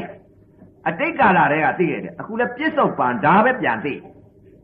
အဲ့လိုအတိတ်ကလာလည်းတင်းတယ်တောင်းတယ်ထုံတယ်ကျင်တယ်အောင့်တယ်ပူတယ်အေးတယ်လှုပ်တယ်ရွတယ်အတိတ်ကလည်းသိခဲ့တယ်အခုလည်းပဲပြစ္ဆုတ်ပံယုံနာကိုဘုရားကရှုရမယ်ဆိုတော့အခုယုံနာမရှုဘဲနဲ့တင်းတယ်လို့ရှုတယ်တောင်းတယ်လို့ရှုတယ်ဘာထူးသေးလဲအတိတ်ကရှုနေပဲအတိတ်ကသိနေပဲဘယ်မှာလွတ်မလဲမလွတ်ပါဘူးဘာကြောင့်လဲတဲ့အတိတ်ကလည်းပူတယ်အေးတယ်လှုပ်တယ်ရွတယ်ကြိုက်တယ်သွားတယ်မြင်တယ်ဒီလိုအတိတ်ကလည်းမြင်ခဲ့တယ်ဘာကြောင့်လဲငါမြင်တယ်ငါကြည့်တယ်ငါကြားတာကွငါနာတာကွငါစားတာကွငါထိတာကွငါသိတာကွငါသွားတာကွတငါဆွဲလာခဲ့တဲ့အဆွဲအဲ့တော့အစွဲတွေဟာဒီအစွဲတွေကအတိတ်ကလည်းဆွဲလာခဲ့တယ်အခုပြစ္ဆုတ်ပံတရားထိုင်လိုက်တဲ့အချိန်ခါကြကြတော့လေဒီလိုပဲပြန်ပြီးအတိတ်စိတ်ပဲပြန်ပြီးသိမယ်ဆိုလို့ရှိရင်ဘာထူးသေးလဲတရားမထိုင်တာကောင်းသေးတယ်အပင်မခံပြီးတော့ပရိစ္ဆာသမုပ္ပါဖြစ်နေပြန်ပြီဥပါဒံဤခန္ဓာ၅ပါးတွေဖြစ်ကုန်ပြန်ပြီဘာကြောင့်လဲတဲ့တင်းတဲ့အပေါ်မှာတင်းတယ်လို့သိလိုက်ရဲ့ဥပါဒံခန္ဓာ၅ပါးဖြစ်ကုန်ပြီယာဂစိတ်ကဲဒေါသစိတ်ကဲမောဟစိတ်ကဲအဲ့ဒီယာကခန္ဓာ၅ပါးဖြစ်တယ်ဒေါသခန္ဓာ၅ပါးဖြစ်တယ်မောဟဤခန္ဓာ၅ပါးဖြစ်ကုန်ပြီဒီစိတ်တစ်ခဏလေးနဲ့ညာလိုက်တဲ့စိတ်တွေဟာ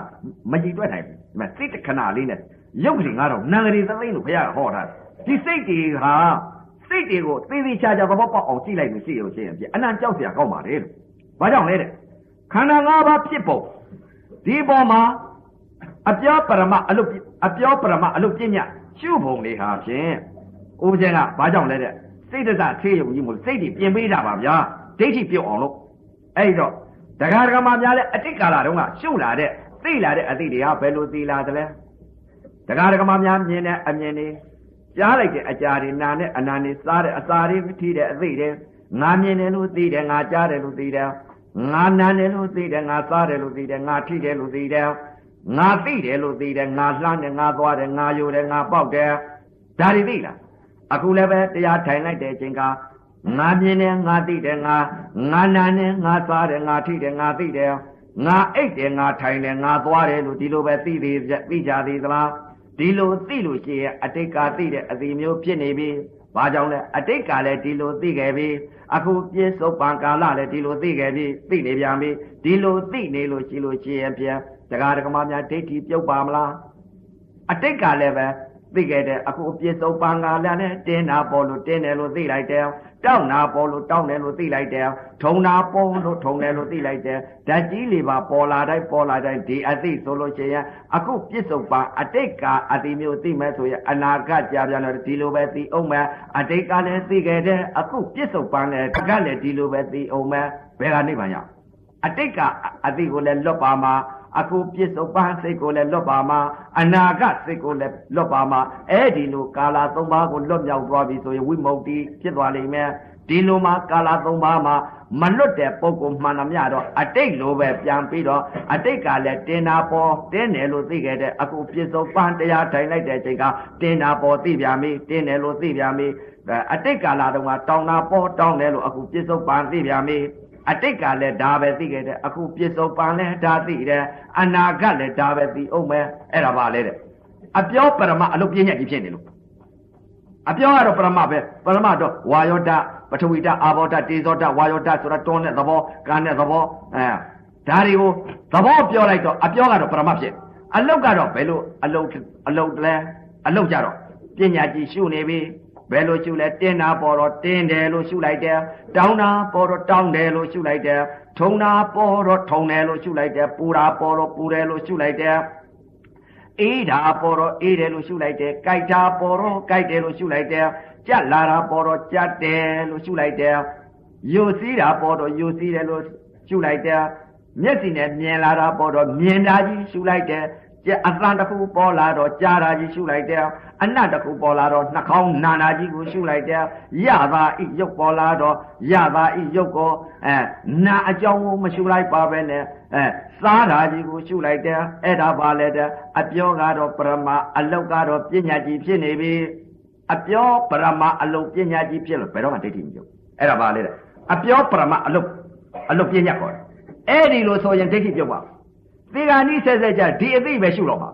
သေဂာနိဆဲဆဲကြပြီဆိုရင်တင်နာကြီးပေါ်တော့တင်းတယ်ဆိုရင်ဝေဒနာတဏှာကုနေပြီဝေဒနာမှာဥပါဒံဖြစ်နေပြီဝေဒနာမှာမခံစားခြင်းနဲ့ဒေါသစိတ်တွေဖြစ်ကုန်ပြီအဘယ်လို့ပါဘယ်တော့မှမလို့ဘာကြောင့်လဲအပြောပရမအလုတ်ပညာဖြစ်နေအဲ့တော့အပြောပရမအလုတ်ကတော့ပညာဖြစ်နေဒါကြောင့်သေဂာနိဆဲဆဲအခုလာရောက်တဲ့တရားဓမ္မတွေဓာတ်ကြီးလေးပါကတော့တဘာမှသတ်ပါလိမ့်မယ်ဒီဓာတ်ကြီးလေးပါဤသဘာဝတရားတွေကဖယားကဘာဟောထားလဲတဲ့ရုပ်ဤသဘောတဲ့နာဤသဘောတဲ့ခန္ဓာဤသဘောတဲ့အာရဏဤသဘောတဲ့သစ္စာဤသဘောတဲ့ဖယားကဟောတာအဲ့တော့ဒီရုပ်နဲ့ဒီနာဘယ်ခန္ဓာကိုရှုတယ်လဲယူပက်ခန္ဓာကိုရှုသလားဝေဒနာခန္ဓာကိုရှုသလားသင်္ညက်ခန္ဓာကိုရှုသလားသင်္ခါရခန္ဓာကိုရှုလားဝိညာဏံကိုရှုသလားအဲ့တော့ရှုပုံလေခန္ဓာတစ်ပါးပါရှုလို့ရှိရင်ခန္ဓာတစ်ပါးကိုဆုံးသွားပြီဆိုရင်နိဗ္ဗာန်ပေါ်ပါတယ်ဝေဒနာခန္ဓာရှုရင်ဝေဒနာဤလက္ခဏာသဘာဝပါမြင်ညပေါက်သွားပြီဆိုရင်နိဗ္ဗာန်ပေါ်မယ်ယူပက်ခန္ဓာရှုလိုက်ပြန်လဲသဘောပေါက်သွားဒီလိုမှမရှုကြဘူးဆိုလို့ရှိရင်နာခန္ဓာလေးပါယုတ်တရားခန္ဓာ၅ပါးလို့ဘုရားဟောတယ်ခန္ဓာ၅ပါးတစ်ပါးမှမရှုဘူးလို့ဆိုရင်တင်နာကြီးရှုမယ်တောင်းနာကြီးရှုမယ်မြင်နာကြီးရှုမယ်ကြားနာကြီးရှုမယ်ဆိုရင်ကျိန်းသေးပြီဘာကြောင့်လဲမြင်တဲ့အချိန်ခါမှာခန္ဓာ၅ပါးယုံနာတရားပြတ်တော်မယ်ဆိုလို့ရှိရင်ခန္ဓာ၅ပါးကိုလည်းမသိယုံနာတရားကိုလည်းမသိနာဤအာယုံကြောင့်ဖြစ်နေတဲ့ဥပါဒံခန္ဓာတွေကိုလည်းမသိသေဂာနီဆဲဆဲကြပြီဆိုရင်အကြောင်းအာလျော်စွာတိုက်ခိုက်တော်မယ်ဂတိကလာတော့မယ်ငကိုယ်တုံးကမြင်တာကြီးရှုတယ်ကြားတာကြီးကိုရှုတယ်နာနာကြီးကိုရှုတယ်စားတာကြီးကိုရှုတယ်ထိတာကြီးကိုရှုတယ်သွားတာကြီးကိုရှုတယ်ပူတာကြီးကိုရှုတယ်ကြိုက်တာကြီးကိုရှုတယ်အောင့်နာကြီးကိုရှုတယ်ကြက်တာကြီးကိုရှုတယ်ဒါကြီးကိုရှုထားတော့သေဂာနိဆဲဆဲကြတော့ခန္ဓာ၅ပါးယုံနာ၅ပါးပြတ်တော့မယ်ဆိုတော့နွားကြီးပေါ်လာပြီနွားကြီးပေါ်လာတော့ဘယ်လိုလုပ်ရှုနွားကြီးပေါ်ပြီနွားကြီးပေါ်လာတော့မြင်တယ်လို့များဒီလိုရှုကြမလားခွေးသားနေဝက်သားနေကြားလာပြီခွေးသားဝက်သားကြားလာပြီဆိုကြားတယ်များစိတ်ကဒီလိုရှုလိုက်ကြမလားအဲ့ဒီလိုများရှုလိုက်ပြီဆိုရင်ကျိန်းသေးပြီဘာကျိန်းသေးသလဲတဲ့အပယ်လေးပါလေးပဲထောက်ပြီးတော့မိုးကိုကြောခံရတော့မယ်သာမှတ်တော့ဘာကြောင့်လဲတဲ့မရှိတာကြီးရှုလိုက်ပြီပညာတရားကြီးကိုရှုလိုက်ရှိတဲ့သဘာဝအကြောင်းကိုမသတ်ဘူးအကြောင်းသတ်တရားအကျိုးသတ်တရားအကြောင်းကိုသတ်မှအကျိုးရမှာကိုအခုတော့အကြောင်းကိုမသတ်ဘူးအကျိုးကြီးရှုထားတော့တော်ကြဒီအကျိုးတရားကြီးကဒီယုံနဲ့ဒီနာဟာဖြစ်နေတဲ့ယုံနာဟာအကျိုးတရားကြီးဗျဒီအကျိုးတရားကြီးကဓမ္မသဘောတဲ့ဘုရားဟောတာဓမ္မသဘောသူသဘောနဲ့သူပြောက်လာအတိတ်ကအကြောင်းကြောင့်ပြစ္ဆုတ်မှာအကျိုးတရားယုံနာခန္ဓာ၅ပါးဖြစ်နေတယ်တဲ့ ဒီခန္ဓာ၅ပါးဖြစ်နေတဲ့ဟာအကျိုးတရားတဲ့အကြောင်းကိုသရလိမ့်မယ်တဲ့အကြောင်းကိုသတ်မှဒီခန္ဓာ၅ပါးရပ်သွားမယ်တဲ့ဘယ်အကြောင်းကိုသရမလဲတဲ့နာအကြောင်းယုတ်ကအကျိုးယုတ်ကအကြောင်းနာကအကျိုးနာအကြောင်းယုတ်အကျိုးကဘယ်ဟာလဲနာအကြောင်းယုတ်အကျိုးကနာကအကြောင်းတရားယုတ်ကအကျိုးတရားနာကအကြောင်းယုတ်ကအကျိုးတရားနာကယုတ်ကအကြောင်းနာကအကျိုးဟောအကြောင်းအကျိုးဖြစ်နေတဲ့ယုတ်နာနဲ့ဓမ္မသဘောတွေတဲ့အဲ့တော့ဓမ္မသဘောတွေဖြစ်နေပြီတဲ့တချို့ပြောလေပြောတာရှိတယ်သူတို့လည်းမသိဘူးလားတဲ့ယုတ်နာသင်ညာတွေတော့သိကြပါရဲ့ဗျာဘုရားကတော့ဟောထားတယ်ယုတ်ကိုပိုင်းခြားသိရမယ်တဲ့နာကိုပိုင်းခြားသိရမယ်တဲ့ယုံနာကိုလည်းကွဲရမယ်တဲ့စိတ်တွေဘယ်လိုစိတ်တွေသိရမလဲတဲ့ယုတ်ကိုပိုင်းခြားတဲ့စိတ်နာကိုပိုင်းခြားတဲ့စိတ်ယုံနာနှစ်ပါးကွဲသွားတဲ့စိတ်ယုံနာနှစ်ပါးလွတ်သွားတဲ့စိတ်ယုံနာနှစ်ပါးပေါ်မှာဖြစ်နေတဲ့စိတ်ယုံနာနှစ်ပါးကိုလွတ်သွားတဲ့စိတ်အတိတ်စိတ်ပြစ္ဆုတ်ပါစိတ်အနာဂတ်စိတ်ကာလသုံးပါးစိတ်လွတ်မြောက်သွားတဲ့စိတ်ဒီစိတ်တွေကိုသိရဒါကြောင့်လို့ဘုရားကဟောထားတာဥပဒေတို့တော့ဉာဏ်စင်နေမသိပါဘူးဘာလဲဟောဥဒ္ဓဘယညာဘင်္ဂညာဘယညာဆိုတာအဲ့ဒါကဘုရားအသိကြီးဗျကျုပ်တို့သိတာမဟုတ်ဘူးဘုရားကတော့သူကသိထားတာအတုလားအတုမရှိသဗ္ဗညုတရွှေဉာဏ်တော်ရထားတယ်ဘုရား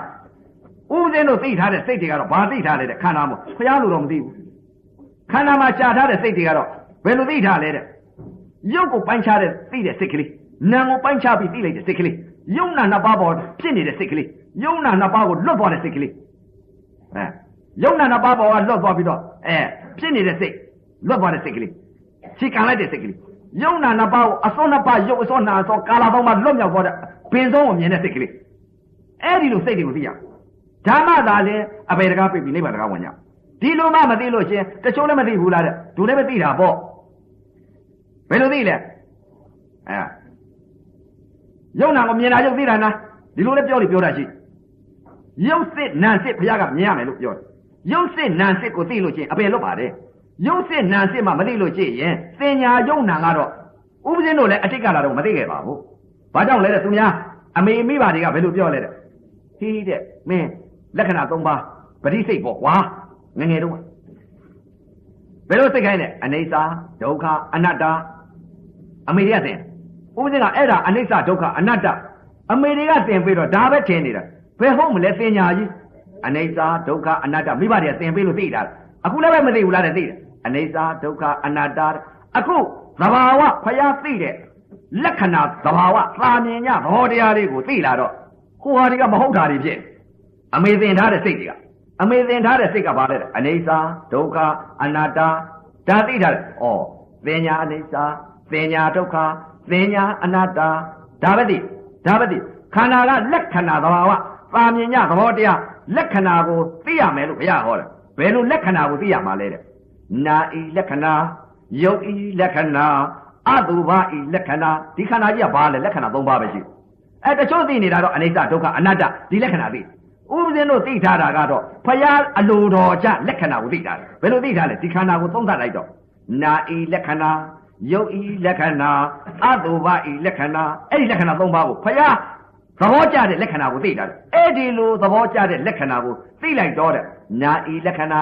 သဘောတစ်ခုပေါက်သွားပြီဆိုလို့ချင်းနာမခန္ဓာပေါက်သွားလိမ့်မယ်ယုတ်ဤလက္ခဏာပေါက်သွားပြီဆိုရင်ဝေဒနာခန္ဓာကိုတစ်ခုပေါက်သွားပြီဆိုရင်လည်းနိဗ္ဗာန်ရကြလိမ့်မယ်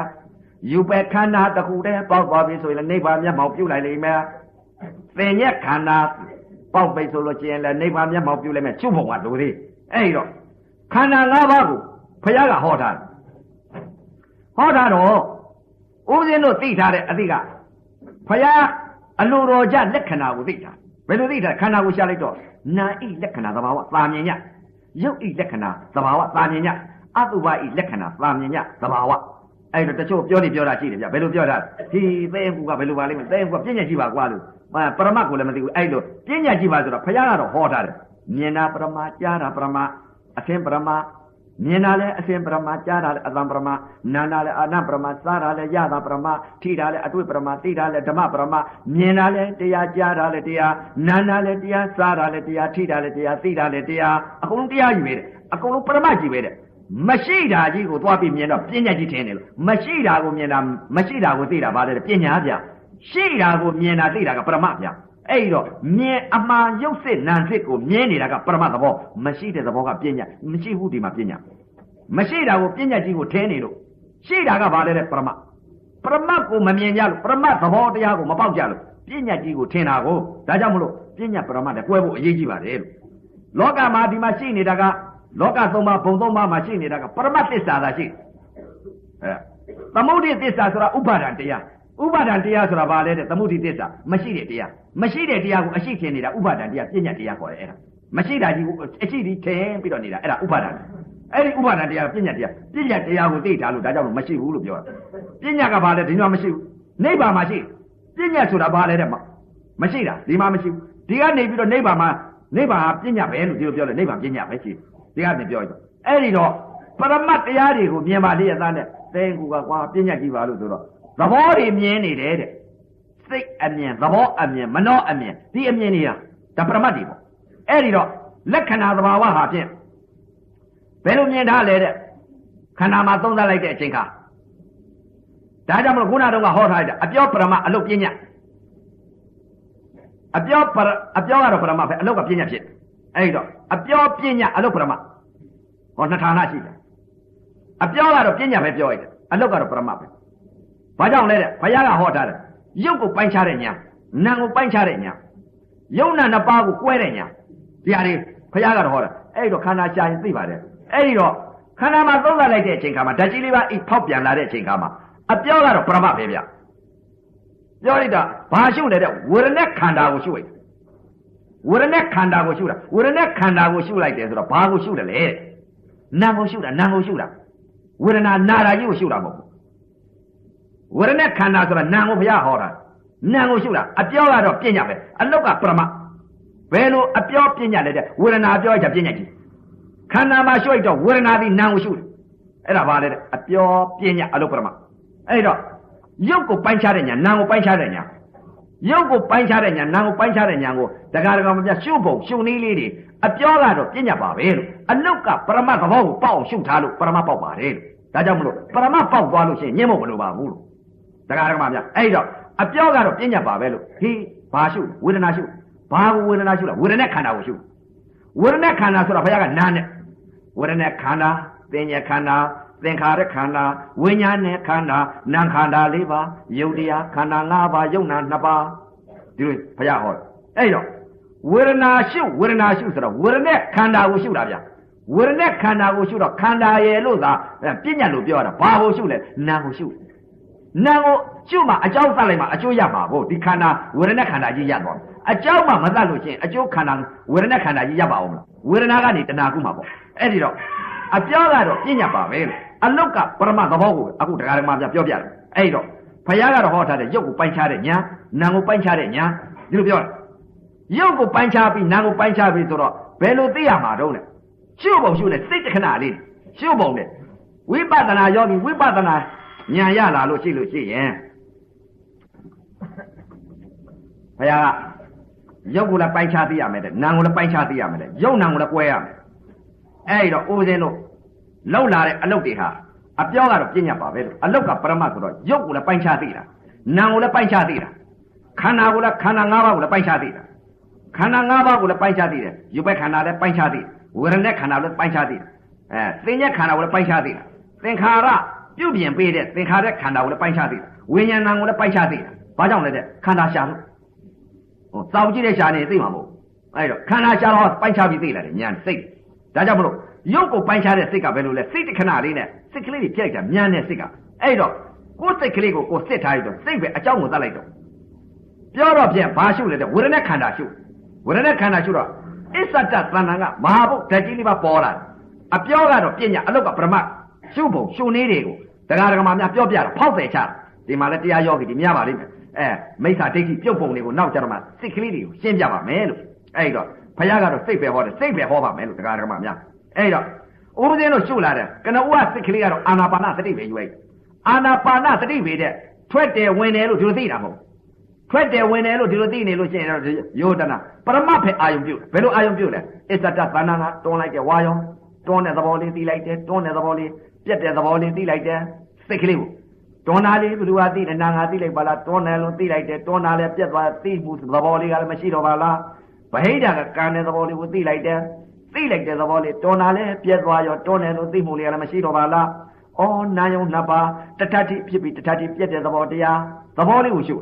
တွန်းတဲ့သဘောလေးသိတဲ့သဘောလေးနာယုံနှစ်ပါးတထတိဖြစ်ပြီးတထတိပြည့်တဲ့သဘောတရားပါလားဒါပဲရှုအဲ့ဒါကဖြစ်တာနဲ့ပြတ်တာနဲ့ပြတ်တာနဲ့ပြတ်တာနဲ့သဘောတရားလက္ခဏာသဘာဝကိုရှုရင်အဲ့ဒီကရှုရင်အောက်ကကြာထိုင်မှများလာတော့ရုပ်ချင်းထိလိုက်တော့အောက်ကအမာယုတ်နဲ့ခန္ဓာကယုတ်နဲ့ပထဝီချင်းထိလိုက်ကပထဝီယုတ်နဲ့အမာယုတ်နဲ့ကိုယ်နဲ့ထိလိုက်တဲ့အချိန်ခါကြာထိပါများလာတော့ဖတာဝေဒနာဖြစ်လာတယ်ဘယ်လိုဖြစ်လာတယ်ပထဝီဥဆောင်ခြင်းနဲ့ဆောင်းလာတယ်တေဇောဥဆောင်လဲဆောင်းတယ်အာဘောဥဆောင်ခြင်းနဲ့ဆောင်းတယ်ဝါယောဥဆောင်ခြင်းနဲ့ဆောင်းတယ်ဓာတ်ကြီးလေးပါဥဆောင်တယ်ဓာတ်ကြီးလေးပါဥဆောင်လာတော့တင်းနာပေါ်လာတယ်နာကတော့သွားပြီးပါသိလိုက်တယ်တင်းတယ်လို့သွားသိတင်းတယ်လို့သိလိုက်တဲ့စိတ်ကိုမဖြတ်အောင်တခါတည်းကဘာလာသတ်တည့်တဲ့ကတင်းတာကြီးသိတဲ့စိတ်ကိုဖြောက်ပြလိုက်ဘယ်လိုလဲဝေဒနာခန္ဓာရှုကနောစိတ်ကလေးဘာရှုလိုက်လဲဝေဒနာခန္ဓာဖောက်ပြန်တဲ့ရုပ်ဝေဒနာပါလားလို့ဒီလိုရှုရဖောက်ပြန်တဲ့ရုပ်ဝေဒနာပဲလို့ဒီလိုရှုရဝေဒနာခန္ဓာကိုရှုတာနာရှုရဘယ်လိုရှုတယ်ဖောက်ပြန်တဲ့ရုပ်ဝေဒနာပါလားလို့ဒီလိုရှုရဒါရှုပုံနေနော်ဖောက်ပြန်တယ်လို့သိလိုက်တဲ့စိတ်ကလေးကရုပ်ကိုသိလိုက်တာနောက်စိတ်ကလေးကသိလိုက်တာကဝေဒနာကိုသိလိုက်တာနာကိုသိလိုက်တာအဲ့ဒါဖောက်ပြန်တဲ့ရုပ်ဝေဒနာပါလားလို့ဒီလိုသိလိုက်တဲ့စိတ်ဟာဖောက်ပြန်တဲ့စိတ်ကလေးကလက်ဝက်ရုပ်ကိုသိလိုက်တဲ့စိတ်နောက်စိတ်ကလေးကဝေဒနာကိုသိလိုက်တဲ့ဥစ္စာနာကိုသိလိုက်တဲ့စိတ်ဖောက်ပြန်တဲ့သဘောတရားဖောက်ပြန်တဲ့စိတ်ကလေးသိလိုက်တာရုပ်နဲ့ရုပ်ခန္ဓာ၅ပါးပါနော်နောက်စိတ်ကလေးကနာကိုသိလိုက်တာနာခန္ဓာ၅ပါးပါနော်ခန္ဓာ၅ပါးစိတ်တစ်ခဏလေးနဲ့ခန္ဓာ၅ပါးဖြစ်နေတယ်ညံလာကြည့်လားရုပ်ကိုပိုင်းခြားတဲ့ခန္ဓာ၅ပါးလည်းသိနာကိုပိုင်းခြားတဲ့ခန္ဓာ၅ပါးလည်းသိအဲ့ဒီလိုရုပ်ကိုလည်းခန္ဓာ၅ပါးဖြစ်ပုံနာကိုလည်းခန္ဓာ၅ပါးဖြစ်ပုံအဲ့ဒီနာခန္ဓာ၅ပါးရုပ်ခန္ဓာ၅ပါးဒီမှာတွဲဖြစ်ပြီဖောက်ပြန်တဲ့စိတ်ကလေးကိုဖောက်ပြန်တဲ့သဘောတရားလေးကိုသိလိုက်တဲ့စိတ်ကရုပ်ခန္ဓာ၅ပါးပါလား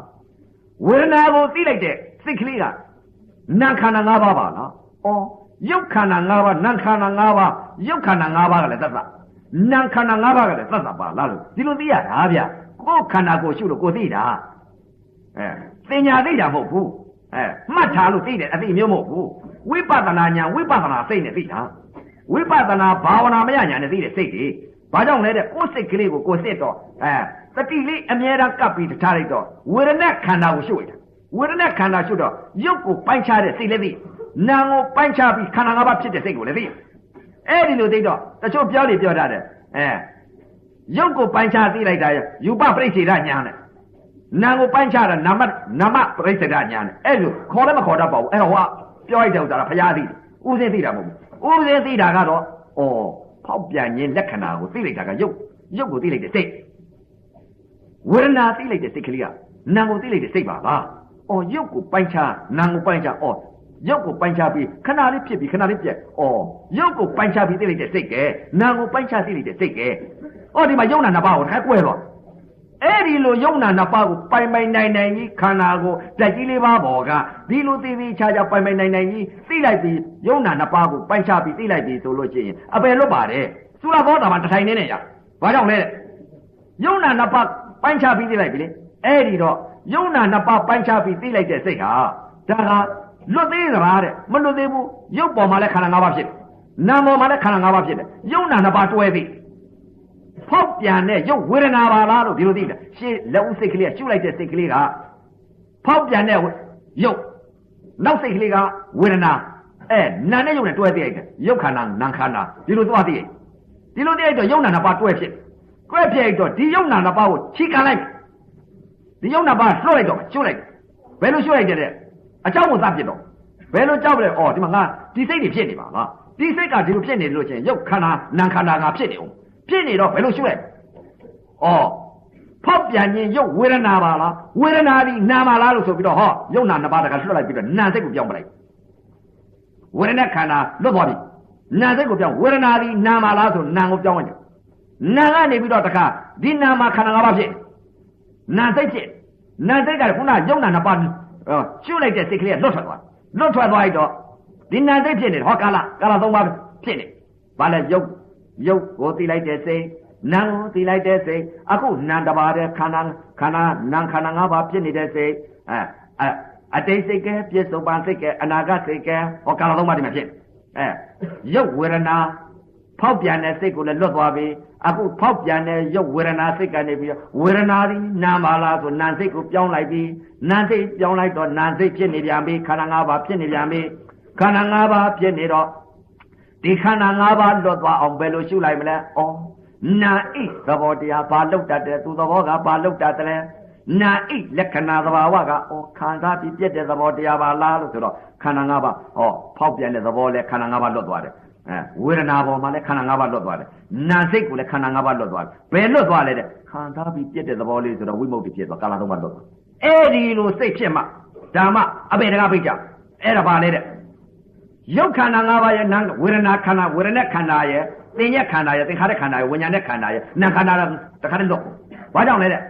ရှုလိုက်တဲ့အချိန်ခါမှာရုပ်ကိုပိုင်းခြားတဲ့စိတ်လည်းသိနာကိုပိုင်းခြားတဲ့စိတ်လည်းသိတယ်နာတစ်ပါးတဲ့နာခန္ဓာဖြစ်နေတာလည်းသိ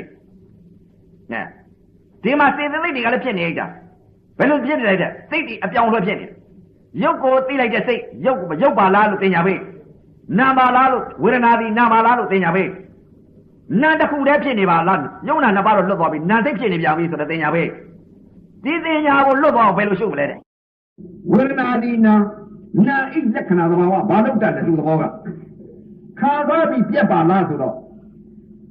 အစ္စတသန္တာကမဟာဘုတ်ဓာတ်ကြီးလေးပါပေါ်ပါလေခန္ဓာ၅ပါးပါလားဒါပါကြောင့်လေတဲ့ခန္ဓာ၅ပါးဝေဒနာခန္ဓာကိုရှုလိုက်လို့ကာလသုံးပါးလွတ်မြောက်သွားဘာကြောင့်လဲတဲ့ဒီမှာခန္ဓာ၅ပါးသိဝေဒနာခန္ဓာကိုသိဘယ်လိုသိလိုက်ဩမြင်တာယူပဲ့ခန္ဓာခံစားနေတာကဝေဒနာခန္ဓာအမှတ်တင်ညာပေးနေတာကသင်္ညက်ခန္ဓာဘယ်လိုအမှတ်တင်ညာပေးတင်းနေပေးနေတာသင်္ညက်ခန္ဓာတင်နာကြီး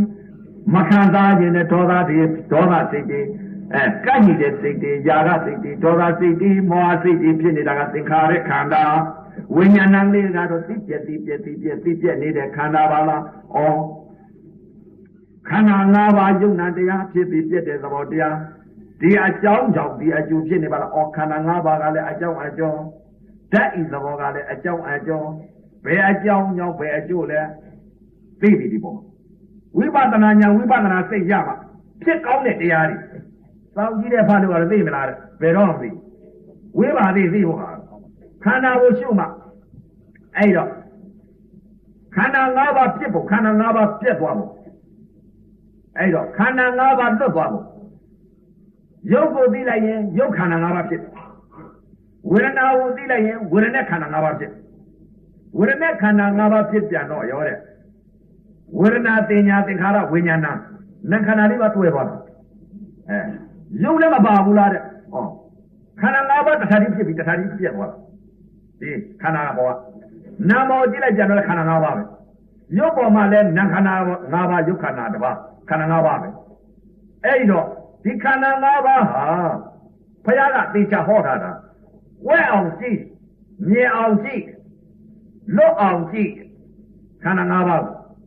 ဒီခန္ဓာ၅ပါးဟာဘုရားကသေချာဟောထားတာဝဲအောင်ကြည့်မြင်အောင်ကြည့်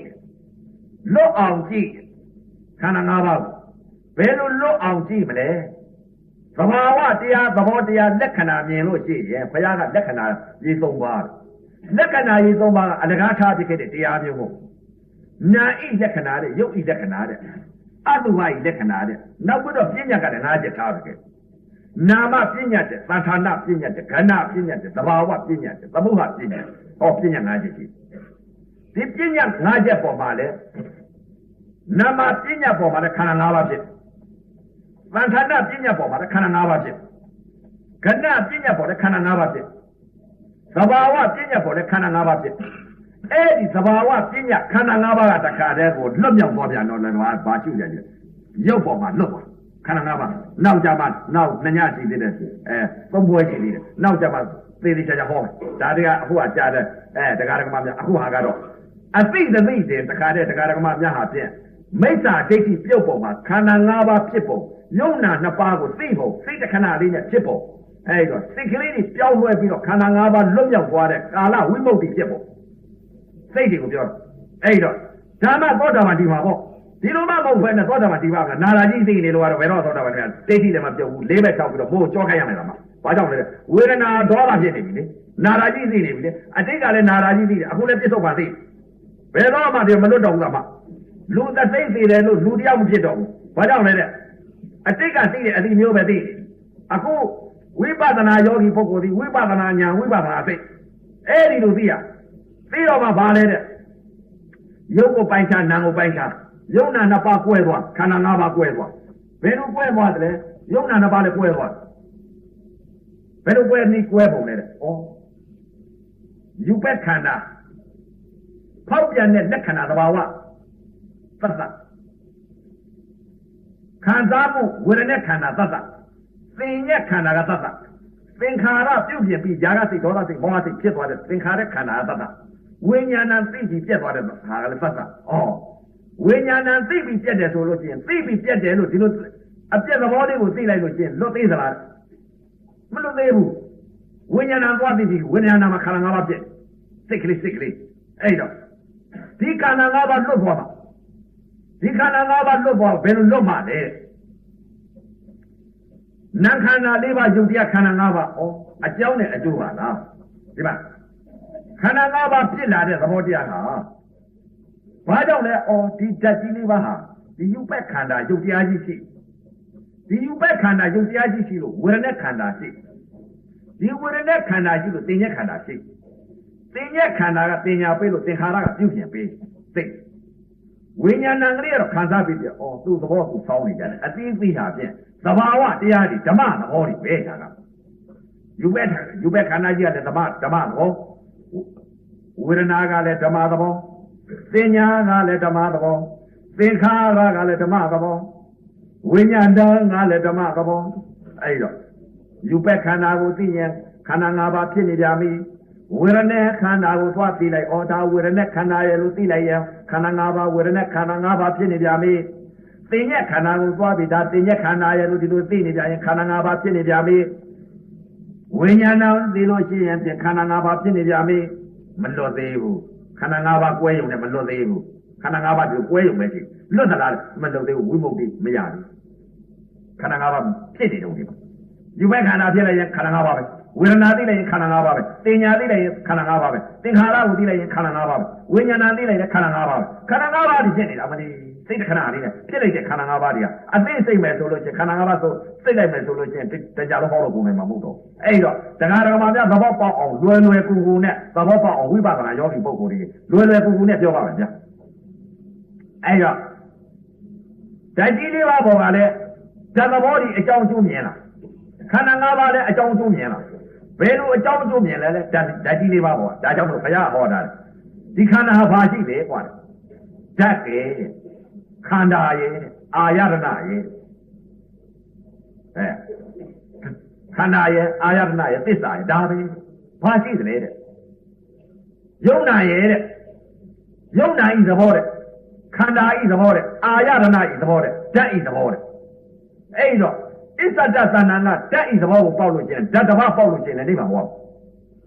ခန္ဓာတစ်ပါးပေါက်လို့ခြင်းလည်းနေမှာမဟုတ်အဲ့တော့ဘာခန္ဓာပေါက်နေမှာမဟုတ်ပါဘူးအဲ့တော့ဒီခန္ဓာ၅ပါးကိုတစ်ပါးပေါက်ဖို့အရေးကြီးပါတယ်ဒါကြောင့်မလို့ဓာတ်ဤသဘောကဘယ်လိုလဲအကြောင်းအကျိုးဟာပထဝီဓာတ်အာဘောဓာတ်တေဇောဓာတ်ဝါယောဓာတ်ဒီအကြောင်းအကျိုးရှိတယ်ဓာတ်သဘောတွေဟာပထဝီကလည်းသူ့သဘောသူဆောင်တယ်အာဘောကလည်းသူ့သဘောသူဆောင်တယ်ဝါယောကလည်းသူ့သဘောသူဆောင်တေဇောကလည်းသူ့သဘောသူဆောင်ဓာတ်ကြီးလေးပါးကလည်းသူ့သဘောသူဆောင်ကြခန္ဓာ၅ပါးကလည်းသူ့သဘောသူဆောင်ကြ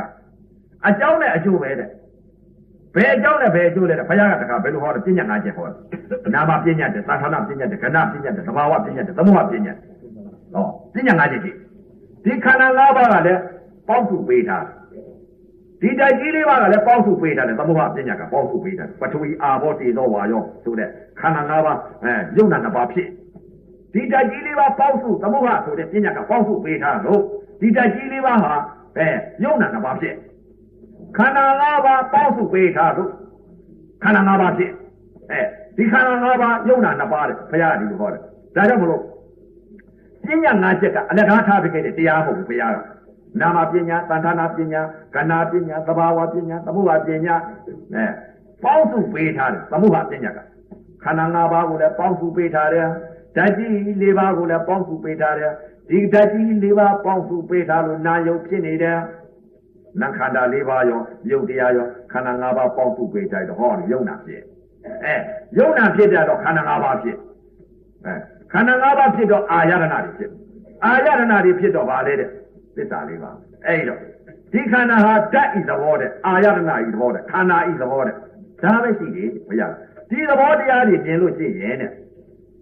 ယူမအမမအစွဲမဆိုတဲ့မိစ္ဆာဒိဋ္ဌိကြီးပြုတ်ပါရောတဲ့ဒီဟာကိုမြင်အောင်ကြည့်ကြဒီဟာကိုမမြင်လို့တဲ့ဒီခန္ဓာ၅ပါးကိုဓာတ်ကြီး၄ပါးကိုလည်းမကွဲတဲ့ခန္ဓာ၅ပါးကိုလည်းမကွဲမကွဲခြင်းကြောင့်ပို့လို့တဲ့ခန္ဓာ၅ပါးကိုငါချင်ရတယ်တဲ့မသူကောင်းငါကောင်းယောက်ျားကောင်းမိန်းမကောင်းငါပဲသူပဲငါမြင်တယ်ငါကြားတယ်ငါနားတယ်ငါစားတယ်ငါထီတယ်ငါပွားတယ်ငါထိုင်တယ်ငါပေါက်တယ်ငါယူတယ်ခန္ဓာ၅ပါးဖြစ်ကုန်ပြီတဲ့သမုဟပညာပေါင်းစုပေးလိုက်ပြီတဲ့အကြောင်းကြောင့်အကျိုးဖြစ်နေတဲ့ယုံနာကိုမသိဘူးတဲ့ခန္ဓာ၅ပါးဖြစ်ကုန်ပြီတဲ့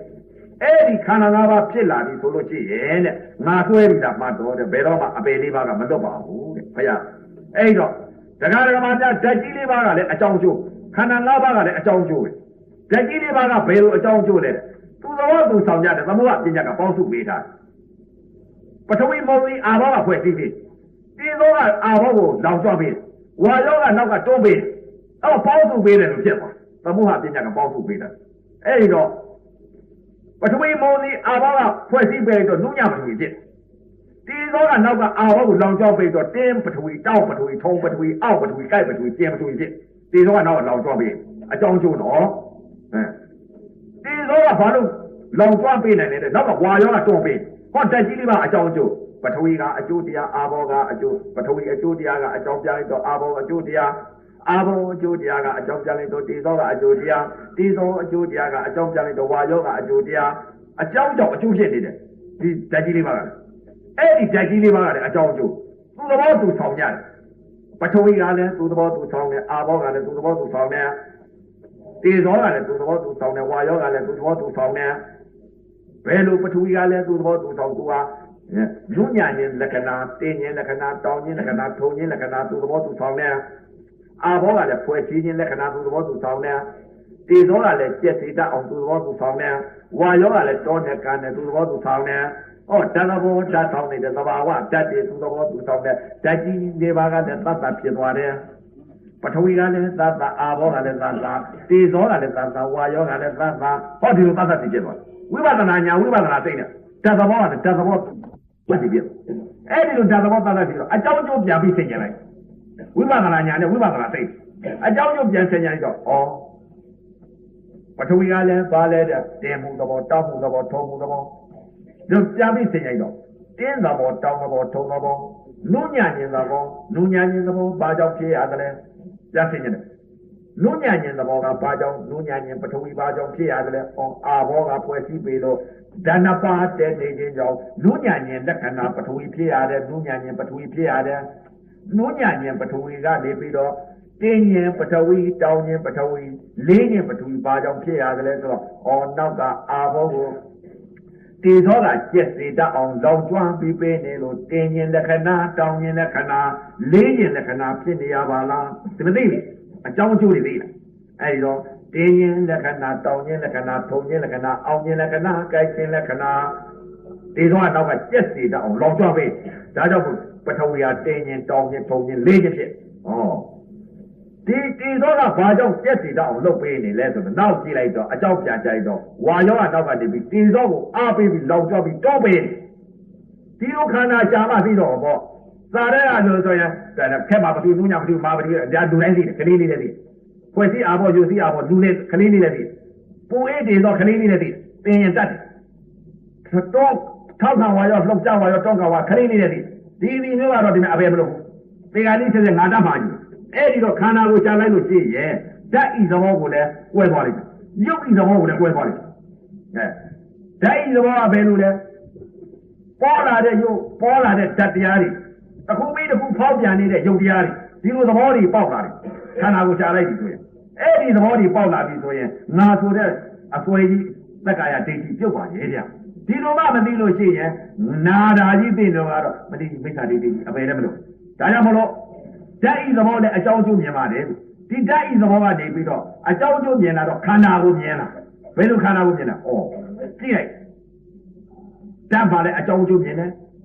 ခန္ဓာကိုမြင်တာဩငါအခုမြင်နေတာဘုရားဟောထားတယ်ခန္ဓာ၅ပါးမမြင်လို့ခန္ဓာ၅ပါးမသိလို့ငါအခုမြင်နေတာကယူပက်ခန္ဓာဖောက်ပြန်တဲ့သဘောခံစားနေတာကဝေဒနာခန္ဓာယူပက်ခန္ဓာကလည်းသတ်တာဝေဒနာခန္ဓာကလည်းသတ်တာဝေဒနာခန္ဓာဖြစ်လာမှတင်ညက်ခန္ဓာကတင်ညာပေးနေပါလားတင်လိုက်တာတောင်းလိုက်တာကြိုက်လိုက်တာအောင်းလိုက်တာလို့တင်ညက်ခန္ဓာကတင်ညာပေးနေပါလားဝေဒနာခန္ဓာဖြစ်မှတင်ညာကပေးတယ်တင်ညာပေးမှသွဲလာခြင်းຢာကပြီးဒေါသစိတ်သင်္ခါရခန္ဓာတွေဖြစ်တယ်ဝိညာဏလေးကတော့သိပြီးပြက်ပါလားဩခန္ဓာ၅ပါးသူသဘောသူဆောင်နေပါတော့ဝေဒနာယူပက်ခန္ဓာကလည်းသတ္တဝေဒနာကလည်းသတ္တတင်ညာကလည်းသတ္တသင်္ခါရကလည်းသတ္တဝိညာဏကလည်းသတ္တခန္ဓာ၅ပါးဒီမှာဖြစ်ခန္ဓာ၅ပါးဖြစ်နေတော့ဒီခန္ဓာ၅ပါးဟာစိတ်လိုက်ပြက်လိုက်ဖြစ်လိုက်ခန္ဓာ၅ပါးဖြစ်လိုက်ခန္ဓာ၅ပါးပြက်လိုက်ပါလားသတ္တစီသူသဘောသူဆောင်တယ်ဘယ်အားကြောင့်သူဖို့လို့အကြောင်းကြောင့်အကျိုးပါလားဘယ်အကြောင်းကြောင့်လဲနာအကြောင်းရုပ်အကျိုးရုပ်အကြောင်းနာအကျိုးပါဒီအကြောင်းကျုပ်မြင်အဲ့ဒီလိုအကြောင်းကျုပ်မြိုင်တော့ခန္ဓာ၅ပါးပေါ်မှာစိတ်ကလေးတွေဖြစ်နေတဲ့ဥစ္စာဟာဝေဒနာကိုယူဘက်ခန္ဓာသိလိုက်ရင်ခန္ဓာ၅ပါးဖြစ်တာဝေဒနာခန္ဓာကိုသိလိုက်ရင်ခန္ဓာ၅ပါးပဲ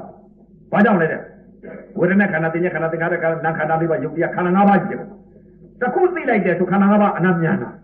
ယူဘက်ခန္ဓာဝေဒနာခန္ဓာတင်ညခန္ဓာသင်္ခါရခန္ဓာဝိညာဉ်နဲ့ခန္ဓာနာခန္ဓာလေးပါဟာတခုသိလိုက်တာနဲ့ခန္ဓာ၅ပါးဖြစ်သွားတာစိတ်ကလေးကဒီလိုမြန်အဲ့ဒီတော့ဒီခန္ဓာ၅ပါးဘာလို့ဖြစ်နေတယ်အကြောင်းပြန်ချတယ်ဩအကြောင်းကြောင့်အကျိုးဖြစ်နေပါခန္ဓာ၅ပါးငါသွားပြီသိဒီခန္ဓာ၅ပါးဘာကြောင့်ဖြစ်လဲဒီအကြောင်းကြောင့်ဒီအကျိုးပဲအကြောင်းအကျိုးဖြစ်တယ်အကြောင်းအကျိုးသာချုပ်ဟောခန္ဓာ၅ပါးတော့အကြောင်းကြောင့်အကျိုးဖြစ်နေတယ်အကြောင်းကြောင့်အကျိုးဖြစ်တယ်ဆိုတော့ခန္ဓာ၅ပါးကိုလွတ်သွားခန္ဓာ၅ပါးကိုယူမဲ့ခန္ဓာလည်းမသိဘူးဝေဒနာလည်းမသိတော့ဘူးသင်ညာလည်းမသိတော့ဘူးသင်္ခါရလည်းမသိဘူးသင်္ခါဝိညာဏလည်းမသိတော့ဘူးနာခန္ဓာလေးပါယုတ်တရားခန္ဓာ၅ပါးလွတ်သွားဝေဒနာဘောဒီဝေဒနာဘောကလွတ်တော့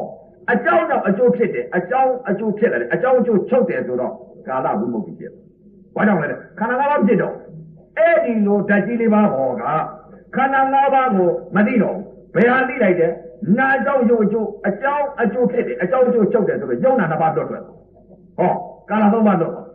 ဝေယူဘက်ခန္ဓာလည်းလွတ်သွားပြီဝေဒနာလည်းလွတ်သွားပြီတင်ညာလည်းလွတ်သွားပြီသင်္ခါရလည်းလွတ်သွားပြီဝိညာဏလည်းလွတ်သွားပြီနာခန္ဓာလေးပါယုတ်တရားခန္ဓာ၅ပါးလွတ်မြောက်သွားပြီဘယ်ဟာကြောင့်လွတ်မြောက်သွားလဲနာအကြောင်းယုတ်အကျိုးယုတ်အကြောင်းနာအကျိုးအကြောင်းအကျိုးဖြစ်တဲ့အကြောင်းအကျိုးချုပ်တယ်လို့ပြောသိလိုက်ဓာတ်ကြီးလေးပါဘောကဖောက်ပြန်လာတဲ့သဘောတရားတွေတင်နာပေါ်လဲအကြောင်းအကျိုးဖြစ်တဲ့အကြောင်းအကျိုးချုပ်တယ်လွတ်သွားပြီခန္ဓာ၅ပါးထုံနာပေါ်လဲအကြောင်းအကျိုးဖြစ်တဲ့လာတာပေါ်လဲအကြောင်းအကျိုးဖြစ်တဲ့အကြောင်းအကျိုးချုပ်တယ်ချွေးရီယူကြလာတာပေါ်လဲအကြောင်းအကျိုးဖြစ်တဲ့အကြောင်းအကျိုးချုပ်တယ်ပူရာပေါ်လဲချုပ်တယ်ကြလာတာပေါ်လဲအကြောင်းအကျိုးဖြစ်တဲ့အကြောင်းအကျိုးချုပ်တယ်အကြောင်းအကျိုးချုပ်တယ်လှုပ်တာပေါ်လဲအကြောင်းအကျိုးဖြစ်တဲ့အကြောင်းအကျိုးချုပ်တယ်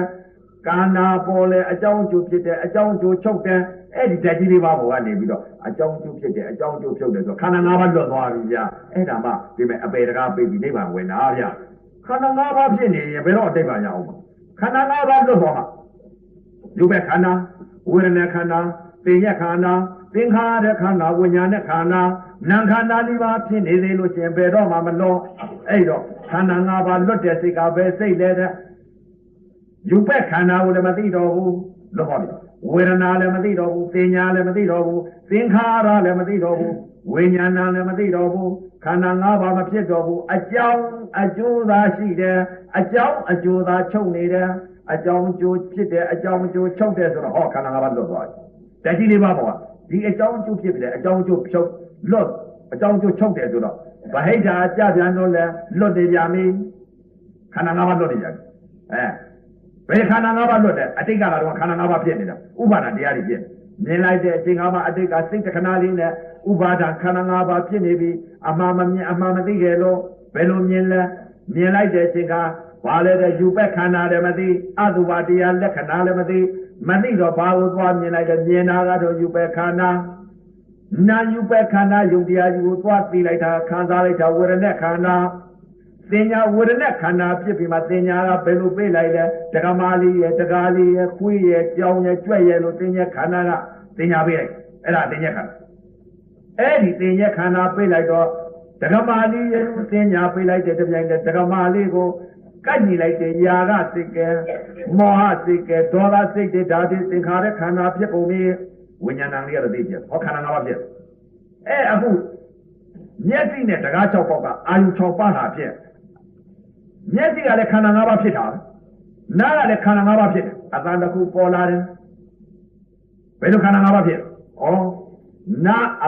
အသံယုတ်နဲ့နာပသာရအကြည်ယုတ်နဲ့ယူပက်ခန္ဓာလည်းမသိအသံယုတ်ကိုသွားသိလိုက်တာဝရณะခန္ဓာမှလည်းမသိတော့သင်္ညေခန္ဓာကနေပြီးနာသွားပြီးတော့ခံစားလိုက်တာဝရณะခန္ဓာအသံကိုအသံခံစားလိုက်လို့ဝေဒနာခန္ဓာဖြစ်ပြီးဝေဒနာခန္ဓာချုပ်သွားတော့တင်ညာကတင်ညက်ခန္ဓာတင်ညာပေးတယ်ခွေးသံလေးပဲဝက်သံလေးပဲတက္ကမအသံလေးပဲဒေရီဥသံလေးပဲလို့တင်ညက်ခန္ဓာကတင်ညာပေးတယ်တင်ညက်ခန္ဓာကတင်ညာပေးတော့ခွေးသံရဲ့ဆိုတော့ခွေးသံကိုအယူပါသွားခွေးသံကိုကန့်ညှိလိုက်တဲ့ຢာကခွေးသံကိုမခံစားနေတာတော့လိမ့်နေဖြစ်ကုန်ခန္ဓာ၅ပါးဖြစ်ကုန်ဝိညာဏလေးရတော့သိပြက်ဟောအသံပေါ်မှာခန္ဓာ၅ပါးဖြစ်ပြီဖြစ်တယ်အဲ့တော့အနတ်ပေါ်မှာလည်းဒီလိုပဲခန္ဓာ၅ပါးဖြစ်ရတာဤရုပ်ပေါ်မှာလည်းခန္ဓာ၅ပါးဖြစ်အတွေ့ရုပ်ပေါ်မှာလည်းခန္ဓာ၅ပါးဖြစ်ဓမ္မရုပ်ပေါ်မှာလည်းခန္ဓာ၅ပါးဖြစ်အဲ့ဒီလိုခန္ဓာ၅ပါးကြီးဖြစ်ဟောအခုတော့အစ္ဆတသဏ္ဍာန်ကခန္ဓာ၅ပါးလွတ်မြောက်ကာလ၃ပါးလည်းလွတ်မြောက်သွားအတိတ်လည်းမရှိတော့ဘူးအနာဂတ်လည်းမရှိဘူးပြစ္ဆုတ်ပါလည်းမရှိတော့ဘူးအတိတ်ကာလပြစ္ဆုတ်ပါကာလအနာဂတ်ကာလကာလ၃ပါးလွတ်မြောက်သွားခန္ဓာ၅ပါးနဲ့လွတ်မြောက်သွားခန္ဓာ၅ပါးလွတ်မြောက်သွားတော့ဗာလေတဲ့အကြောင်းကြောင့်အကျိုးဖြစ်အကြောင်းအကျိုးဖြစ်လာတယ်အကြောင်းအကျိုးချုပ်ဒီလိုသိအကြောင်းအကျိုးဖြစ်တယ်အကြောင်းအကျိုးချုပ်တယ်လို့ဒီလိုသိလိုက်တော့ဗဟိတကြကြတော့အာယုံ၅အာယုံ၆တက်ခဲ့လိုက်တဲ့အချိန်ကဟောကာလ၃ပါးလွတ်မြောက်ခန္ဓာ၅ပါးလွတ်မြောက်ဘယ်လိုလွတ်မြောက်လဲဩဘယ်လိုမြင်လိုက်လဲဩမြင်လိုက်တာဒုက္ခဝေဒနာဒုက္ခဝေဒနာဒါတွေကဝိဇ္ဇာဉာဏ်ကြီးရတာဟုတ်ဒါကမြင်လိုက်တာခန္ဓာ၅ပါးယုံနာတရားအကြောင်းအကျိုးဖြစ်တယ်အစ္ဆတသဏ္ဍာန်ကအကြောင်းအကျိုးဖြစ်တယ်အကြောင်းအကျိုးချုပ်တဲ့သဘောတရားသိနေတော့ဗဟိတကြာပြန်တော့မျက်စိနဲ့အကြောင်းအာလျော်စွာပြစ္ဆုတ်ပန်တိုက်ခိုက်လိုက်ပြီးတိုက်ခိုက်လိုက်တဲ့အချိန်ကအော်အကြောင်းအကျိုးဖြစ်လာတဲ့အကြောင်းအကျိုးချုပ်ပါလားဒါပဲသိအသံနဲ့နားနဲ့ထိမှန်လိုက်တဲ့အချိန်ကအကြောင်းအကျိုးဖြစ်တဲ့အကြောင်းအကျိုးချုပ်တယ်ဒါပဲသိအသံနဲ့နားနဲ့ထိမှန်လိုက်အကြောင်းအကျိုးဖြစ်တဲ့အကြောင်းအကျိုးချုပ်ဒါပဲသိနှာခေါင်းနဲ့အနာနဲ့ထိမှန်လိုက်တဲ့အချိန်ကအကြောင်းအကျိုးဖြစ်လာတဲ့အကြောင်းအကျိုးချုပ်တယ်ဟောခန္ဓာ၅ပါးဖြစ်တော့လျာနဲ့ရာသာနဲ့စားလိုက်တဲ့အချိန်ကအကြောင်းအကျိုးဖြစ်တဲ့အကြောင်းအကျိုးချုပ်ပါလားဒါလေးပဲခန္ဓာ၅ပါးလွတ်သွားတယ်ကာလ၃ပါးလည်းလွတ်သွားကိုယ်နဲ့အတွေ့နဲ့ထိမှန်လိုက်တဲ့အချိန်အကြောင်းအကျိုးဖြစ်တဲ့အကြောင်းအကျိုးချုပ်ပါလားဟောကောကာလ၃ပါးလည်းလွတ်သွားတယ်ခန္ဓာ၅ပါးလည်းလွတ်ပြောက်မနောနဲ့ဓမ္မနဲ့ပေါင်းစုံလိုက်တဲ့အချိန်အကြောင်းအကျိုးဖြစ်တဲ့အကြောင်းအကျိုးချုပ်တယ်ဟောကာလ၃ပါးလည်းလွတ်သွားတယ်ခန္ဓာ၅ပါးလည်းလွတ်သွားဟောမနောနဲ့ဓမ္မနဲ့ပေါင်းစုံလိုက်ထားလိုက်တဲ့အချိန်ကလည်းအကြောင်းအကျိုးဖြစ်တဲ့အကြောင်းအကျိုးချုပ်တယ်ဟောလွတ်ကုန်ပြီခန္ဓာ၅ပါးလွတ်သွားတယ်လာလိုက်တဲ့အချိန်ကလည်းအကြောင်းအကျိုးဖြစ်တဲ့အကြောင်းအကျိုးချုပ်တယ်ဒါပဲဒီအကြောင်းအကျိုးဖြစ်တဲ့အကြောင်းအကျိုးချုပ်တယ်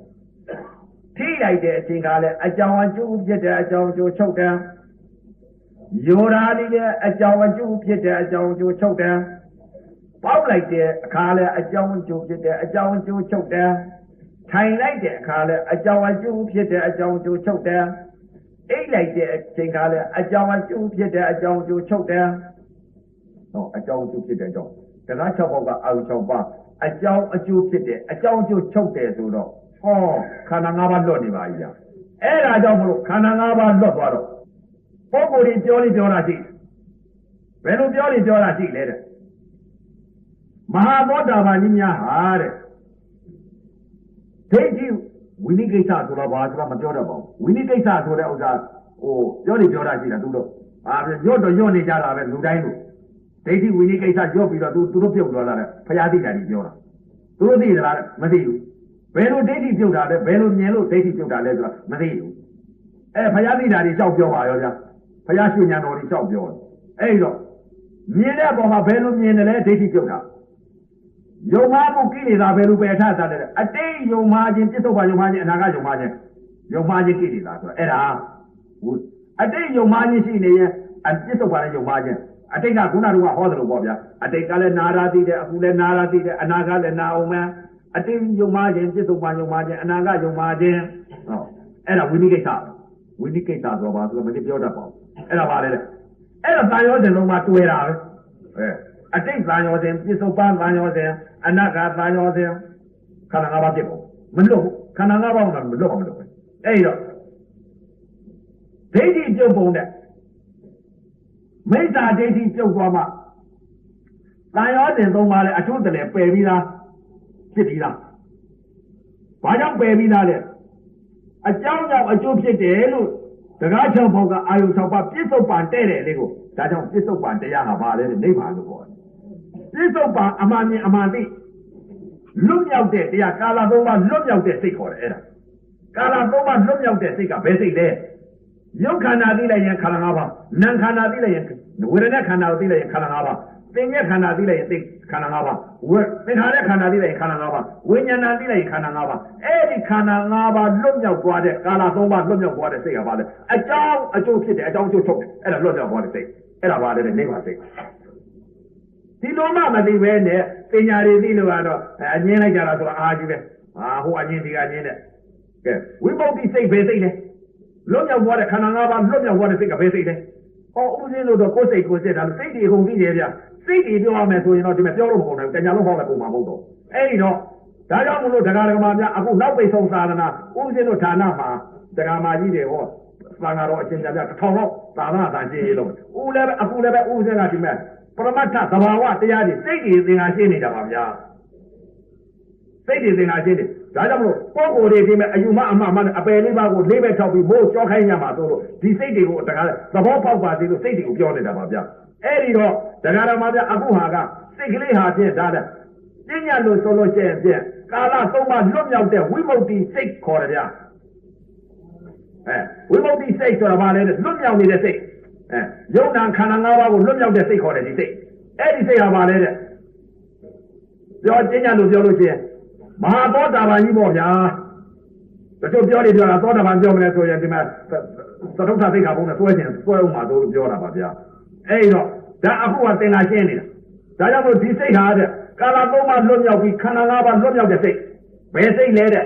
အကြောင်းအကျိုးဖြစ်တယ်အကြောင်းအကျိုးချုပ်တယ်ဒါလွတ်မြောက်နေတဲ့စိတ်နာလည်းမသိဘူးရုပ်လည်းမသိဘူးခန္ဓာလည်းမသိဘူးအကြောင်းအကျိုးဖြစ်တယ်အကြောင်းအကျိုးချုပ်တယ်ဆိုတာအဲ့ဒါကာလဝိမု ക്തി စိတ်ခေါ်တယ်အဲ့ဒါဘာလဲနိဗ္ဗာန်စိတ်ခေါ်တယ်အဲ့ဒီနိဗ္ဗာန်စိတ်ကဘာလဲပြစ္ဆုတ်ပံအကြောင်းအားပြောသွားတိုက်ခိုက်တိုင်းမျက်စိကလည်းဘာမြင်တယ်လဲအကြောင်းအကျိုးဖြစ်တယ်အကြောင်းအကျိုးချုပ်တယ်အတိတ်ကစိတ်တွေမရှိတော့ဘူးပြစ္ဆုတ်ပံအမှားစိတ်တွေလည်းမရှိတော့ဘူးအနာဂတ်လည်းမရှိတော့ဘူးပြစ္ဆုတ်ပံတဲ့တယ်လေးနေလို့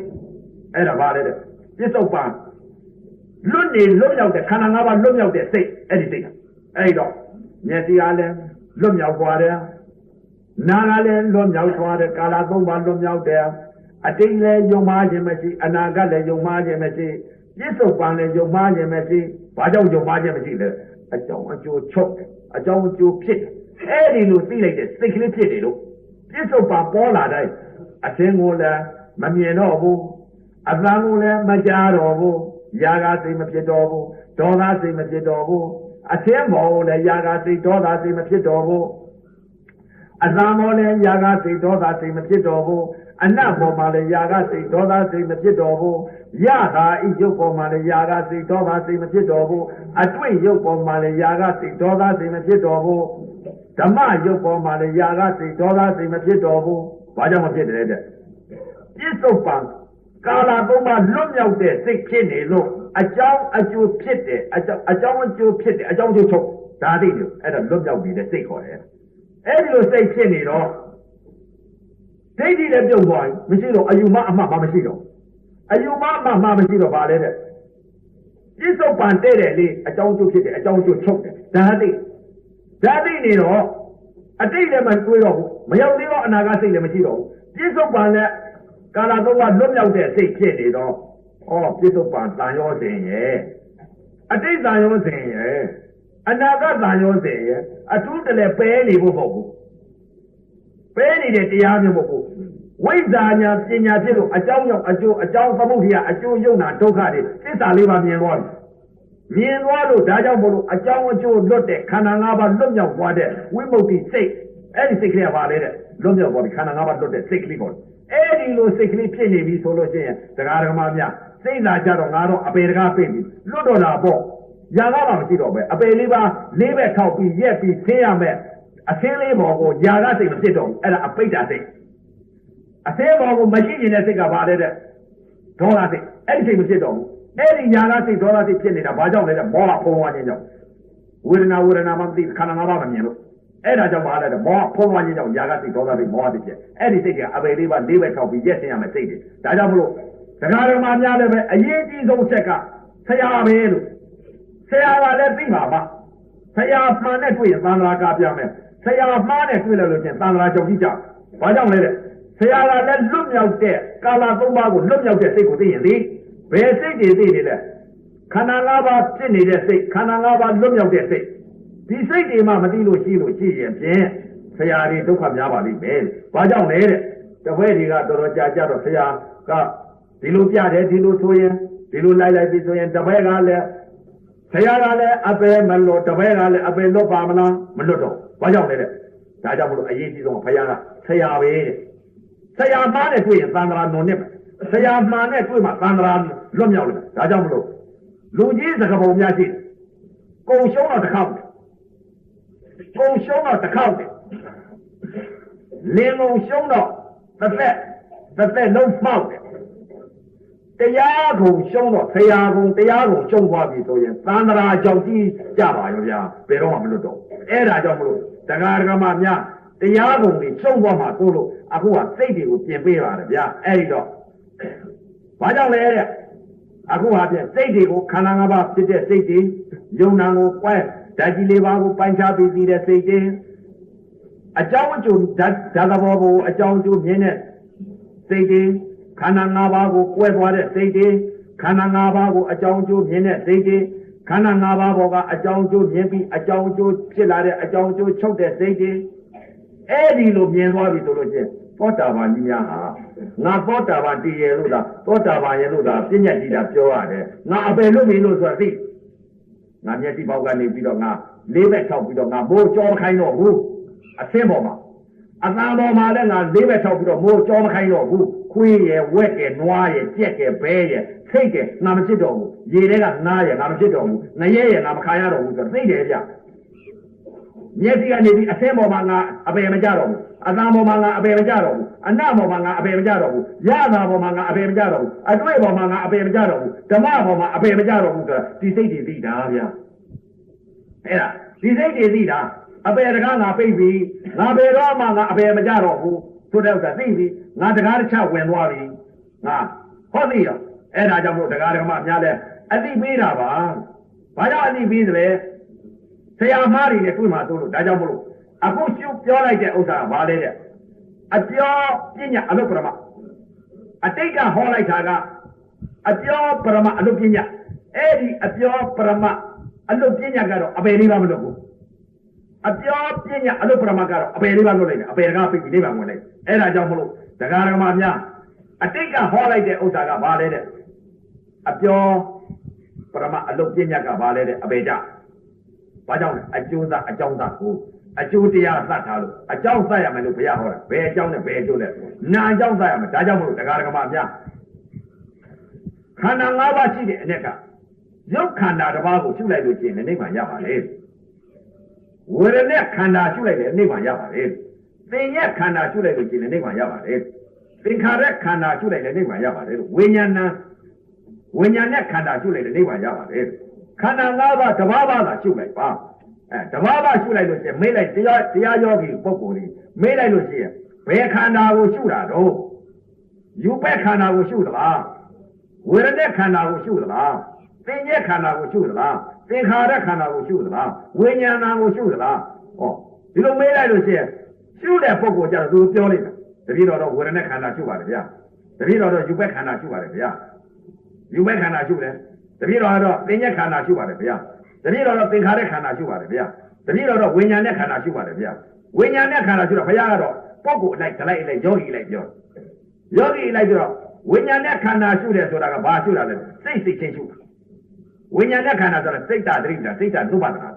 အဲ့တော့ရှုပုံတွေပြောပြမယ်တချို့ညင်းလုံးတို့ဝိညာဉ်နဲ့ခန္ဓာရှုတဲ့ဥစ္စာစိတ်ကလေးကိုပခါတော့ကိုစိတ်ထား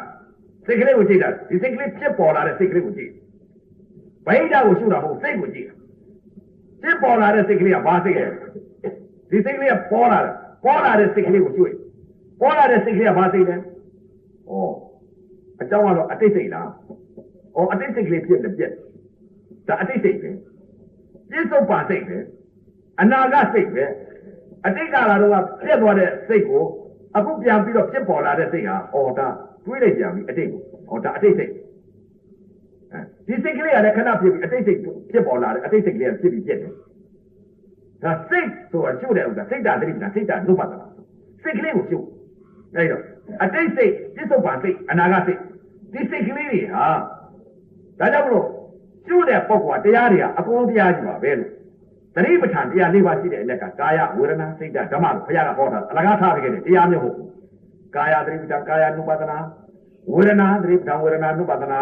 ာစိတ်ဓာတ်သတိပဋ္ဌာန်စိတ်ဓာတ် ानु ပါဒနာဓမ္မသတိပဋ္ဌာန်ဓမ္မ ानु ပါဒနာသတိပဋ္ဌာန်တရား၄ပါးအလကားထားခဲ့တဲ့တရားမဟုတ်ဘုရားထားခဲ့တဲ့သတိပဋ္ဌာန်တရား၄ပါးကလွဲလို့တဲ့နိဗ္ဗာန်ရောက်တော့တရားမရှိဘူးလေဘယ်ဟာရှုတဲ့အမှန်ကြီးပဲဘုရားဟောတာအဲ့တော့စိတ်ဓာတ်သတိပဋ္ဌာန်စိတ်ဓာတ် ानु ပါဒနာဆိုစိတ်ကလေးကိုကြည့်နေတာဒီစိတ်ကလေးဟာဘာစိတ်ဖြစ်လာတယ်လဲကိလေသာစိတ်ဟာလောဘစိတ်ဖြစ်လာသလားလောဘစိတ်ဖြစ်လာလေဒီလောဘစိတ်ဖြစ်လာပြီဆိုတော့စိတ်ကလေးပြန်ကြည့်တော့လောဘစိတ်ဖြစ်လာပြီအော်စိတ်ကလေးဖြစ်လာပြီပြက်သွားတယ်နောက်ဘာစိတ်ဖြစ်လာလဲဩဒေါသစိတ်ဖြစ်လာပြန်ပြီဒေါသစိတ်ဖြစ်လာဒီစိတ်ကလေးဖြစ်လာပြီပြက်သွားတယ်အဲ့ဒါပါလေတဲ့စိတ်ဓာတ်စိတ်ပြန်စိတ်ဓာတ်လို့ပါအဲ့ဒါဘာကိုရှုတာလဲတဲ့ဝိညာဉ်နဲ့ခန္ဓာကိုရှုတယ်လို့ပြောတယ်အဲ့ဒါဝိညာဉ်နဲ့ခန္ဓာရှုဝိညာဉ်နဲ့ခန္ဓာဝေဒနာခန္ဓာသင်္ညက်ခန္ဓာသင်္ခါရခန္ဓာတဲ့နာခန္ဓာလေးပါရှုကျင်တာရှုအကုန်လုံးဒီမဲ့သဘောပေါက်သွားရင်ပြီးတာသင်္ခါရခန္ဓာဝိညာဏရှုပြန်တော့ရောတဲ့သင်္ခါရခန္ဓာမပါဘူးလားတဲ့ပါတဲ့ခန္ဓာ၅ပါးပဲဘာကြောင့်လဲစိတ်ကလေးဖြစ်စိတ်ကလေးပြောင်းသွားတဲ့စိတ်ကလေးသင်ညာလေးကပေးကြတယ်ဘာသင်ညာလဲတဲ့ဩလောဘစိတ်ဒေါသစိတ်သင်ညက်ခန္ဓာဟောဒီမှာလည်းဖြစ်နေတာပဲခန္ဓာ၅ပါးအဲ့ဒီခန္ဓာ၅ပါးဖြစ်နေတာအဲ့တော့ဘာလဲတဲ့မနောဝိညာဉ်စိတ်မနောဝိညာဉ်စိတ်ဆိုတာဘာလဲတဲ့စိတ်ကလေးဖြစ်ပေါ်လာတဲ့ຢာကစိတ်ဖြစ်လာတာဒေါသစိတ်ဖြစ်သလားမောဟစိတ်ဖြစ်သလားဒီစိတ်တွေကပဲလေဒါအတိတ်စိတ်ပဲအတိတ်စိတ်ပဲဒါပြစ္ဆုတ်ပါစိတ်ပဲပြစ္ဆုတ်ပါစိတ်ကဘာလဲကပရိစိတ်ကလေးပြစ္ဆုတ်ပါစိတ်ဖြစ်ပေါ်လာတဲ့စိတ်တွေကဘာလဲတဲ့အတိတ်စိတ်အနာဂတ်စိတ်အတိတ်စိတ်အနာဂတ်စိတ်ကဘာလဲတဲ့ခန္ဓာ၅ပါးဥပါဒဏ်တရားဖြစ်ဘယ်လိုဥပါဒဏ်တရားဖြစ်ຢာကနဲ့ဒေါသမောဟဖြစ်အဲ့ဒီစိတ်တွေကဘာလဲတဲ့အဲ့ဒီစိတ်တွေကအတိတ်စိတ်အနာဂတ်စိတ်ဒါစိတ်တွေဒီမှာစိတ်ကလေးဖြစ်အတိတ်စိတ်ပြစ္ဆုတ်ပါစိတ်ကဘာစိတ်လဲကပရိစိတ်ကလေးကဘာလဲတဲ့ဘေးမရှိပြစ္ဆုတ်ပါစိတ်ကလေးဖြစ်ပေါ်လာပြီးပြက်သွားမရှိတဲ့စိတ်တွေအတိတ်စိတ်တွေပေါ်လာတယ်လောဘစိတ်ဒေါသစိတ်မောဟစိတ်တွေဖြစ်ဘာကြောင့်ဖြစ်ပေါ်လာတယ်အတိတ်ကိုပွားပြီးတွေးလိုက်ခြင်းကြောင့်အတိတ်စိတ်ဖြစ်တာအတိတ်စိတ်ဖြစ်လာတော့ຢာကနဲ့ဒေါသဖြစ်တာအဲ့ဒီစိတ်တွေကဘာလဲဖြစ်တယ်အဲ့ဒီလိုမနောဝင်ခြင်းစိတ်ကိုရှုလိုက်လို့ရှိရင်ဖြင့်အတိတ်စိတ်ကိုလည်းသိလာတယ်ပြစ္ဆုတ်ပါစိတ်ကိုလည်းသိတယ်အနာဂတ်စိတ်ကိုလည်းသိတယ်အဲ့ဒီလိုကာလသုံးပါးနဲ့တွက်ပြောက်လာတယ်အဲ့တော့အတိတ်အနာဂတ်ပြစ္ဆုတ်ပါကာလသုံးပါးရှိတယ်အတိတ်စိတ်ကဘယ်လိုပြစ္ဆုတ်ပါစိတ်ကဘယ်လိုအနာဂတ်စိတ်ကဘယ်လိုဆိုတာဟောတာသိတာဒီစိတ်တွေအောင်မရောက်သေးတော့အနာဂတ်စိတ်ပါလားဟောလို့သိဒါကဖြစ်ပြီးပြက်သွားတဲ့စိတ်ပါလားပြက်ပြီးသွားတဲ့စိတ်ကအခုအတိတ်တမှာဖြစ်လာတာအတိတ်ကြာတွေးတဲ့စိတ်ပါလားဟောဒီစိတ်တွေအဲ့ဒါပါလေတဲ့မနောဝိညာဏမနောဝိညာဉ်နဲ့ခန္ဓာကိုရှုအဲ့ဒီနာခန္ဓာ၄ပါးရုပ်တရားခန္ဓာ၅ပါးတစ်ပါးပါးကိုမေးလိုက်လို့ချင်းဝိပဿနာယောဂီပုဂ္ဂိုလ်တွေဘယ်ခန္ဓာကိုရှုတယ်လို့မေးလိုက်လို့ချင်းတပည့်တော်တို့ဘုရားယူဘက်ခန္ဓာရှုဝေဒနာရှုတင်ညာရှုသင်္ခါရရှုဝိညာဏရှုနာခန္ဓာ၄ပါးတစ်ပါးပါးရှုဘုရားလက်ထက်ကလည်းဒီလိုရှုတာကာယသတိပဋ္ဌာန်ဝေဒနာသတိပဋ္ဌာန်စိတ်ဓာတ်သတိပဋ္ဌာန်ဓမ္မသတိပဋ္ဌာန်အဲ့ဒီရှုပါအဲ့ဒီလိုရှုသွားပြီဆိုလို့ရှိရင်တရားဓမ္မများနာခန္ဓာ၄ပါးယုတ်ရခန္ဓာ၅ပါးဓမ္မပါဟာဖြင့်ခန္ဓာ၅ပါးလွတ်ပြောက်ကြပါလိမ့်မယ်လို့ဒီလိုမှမလွတ်မြောက်ဘူးလို့ဆိုလို့ရှိရင်အတိတ်ကရှုတယ်လို့အပြောကတော့ ပရမပဲအလုတ်ပညာဖြစ်နေပြီဆိုလို့ရှိရင်အပယ်နဲ့လည်းလွတ်ကြမှာမဟုတ်ပါဘူးဘာကြောင့်လဲတဲ့အပြောကတော့ပရမအလုတ်ပညာကြီးဖြစ်နေလို့နာရာကြီးသိလို့ကြိုက်တာကြီးသိလို့ဖုံနာကြီးသိလို့အောက်နာကြီးသိလို့ဒါကြောင့်မလို့အခုနောက်ပိတ်ဆုံးသာသနာမှာတရားဓမ္မများအရေးကြီးဆုံးအချက်ကအမြင်ပေါ်မှာအကြားပေါ်မှာအနတ်ပေါ်မှာရတာပေါ်မှာအတွေ့ပေါ်မှာဓမ္မပေါ်မှာအယုမအမမအစွဲမမိစ္ဆာဒိဋ္ဌိပြုတ်ဖို့အရေးကြီးပါတယ်ဒီလိုမိစ္ဆာဒိဋ္ဌိမှမပြုတ်လို့ကြည့်ရင်အတိတ်ကအမြင်အသိမျိုးကတော့မျက်စိနဲ့မြင်လိုက်တဲ့အခါဒဂမအမြင်ဒဂမသိမယ်ဒဂါအမြင်ဒဂါသိမယ်ခွေးမြင်ခွေးသိဝက်မြင်ဝက်သိနွားမြင်နွားသိကြက်မြင်ကြက်သိရေမြင်ရေသိတောမြင်တောသိတောင်မြင်တောင်သိကြောက်ဆင်းတို့ဘုရားကြီးမြင်လို့ကြောက်ဆင်းတို့ဘုရားကြီးသိရွှေတုံဘုရားကြီးမြင်လို့ရွှေတုံဘုရားကြီးကိုရွှေဝဲနေတာသိခွေးတန်ကြားလို့ခွေးတန်သိဝက်တန်ကြားလို့ဝက်တန်သိနွားတန်ကြားလို့နွားတန်သိဒဂမအတန်လေးကြားလို့ဒဂမအတန်သိဒဂါအတန်ကြားလို့ဒဂါအတန်သိမွေးတာနာလို့မွေးတာသိချင်းစောနာလို့ချင်းစောနာသိပုတ်စောနာလို့ပုတ်စောနာသိဆိုတာသားလို့ဆိုတာသိဒီအတိမျိုးတွေများဖြစ်နေကြမယ်ဆိုလို့ကျင့်လူ10သိန်းသေးလို့လူတယောက်ဖြစ်ဘူးဘာကြောင့်လဲတဲ့အယုမအမမအစွဲမမိစ္ဆာဒိဋ္ဌိယာဂစိတ်ဒေါသစိတ်မောဟစိတ်ဥပါဒံခန္ဓာ၅ပါးဖြစ်ကုန်အဲ့ဒီခန္ဓာ၅ပါးကိုလွတ်မြောက်ပေါ်မှာအဲ့ဒီတော့တရားဓမ္မများအခုဟာဖြင့်သောတာပတ္တိမေသောတာပတ္တိကိုသောတာပန်အသိကိုဟောပါတယ်လို့ခန္ဓာ၅ပါးလွတ်မြောက်သွားတဲ့စိတ်တွေကိုဝိမု ക്തി စိတ်ကိုဟောပါတယ်လို့ခန္ဓာ၅ပါးဖြစ်တဲ့စိတ်တွေခန္ဓာ၅ပါးလွတ်မြောက်သွားတဲ့စိတ်တွေအခုတရားဓမ္မများအခုသောတာပန်အသိသောတာပန်အမြင်ကာလသုံးပါးလွန်မြောက်သွားတဲ့စိတ်တွေအဘိဓမ္မာတရားတော်များကြီးဟောကြားဆုံးမဩဝါဒပေးရတဲ့အကျိုးအာနိသင်ကြောင့်အခုလာရောက်တဲ့တရားဓမ္မတွေမနုဿတာဒုံတော်ပါရာခဲ့သောတရားလူရဲ့လို့ဖြစ်တဲ့ချိန်ခါမြတ်စွာဘုရားသာသနာတော်ကြီးနဲ့မိတဲ့ချိန်ခါဓမ္မယရနာတွေပွင့်တဲ့အချိန်ခါသုံးပလဲမိတဲ့အချိန်ခါသမထဝိပဿနာတရားကျင့်ညာအားထုတ်နိုင်ကြပြီအတိတ်ကာလတုန်းကအမြင်မှအထင်မှားတယ်လွတ်မြောက်ပြီးတော့အခုတကား6ပေါက်ကအာယုံ6ပါးခန္ဓာ5ပါးလွတ်မြောက်ပြီးတော့ဝိမု ക്തി စိတ်ဖြစ်နိုင်ရပါစေကုန်တော်တည်း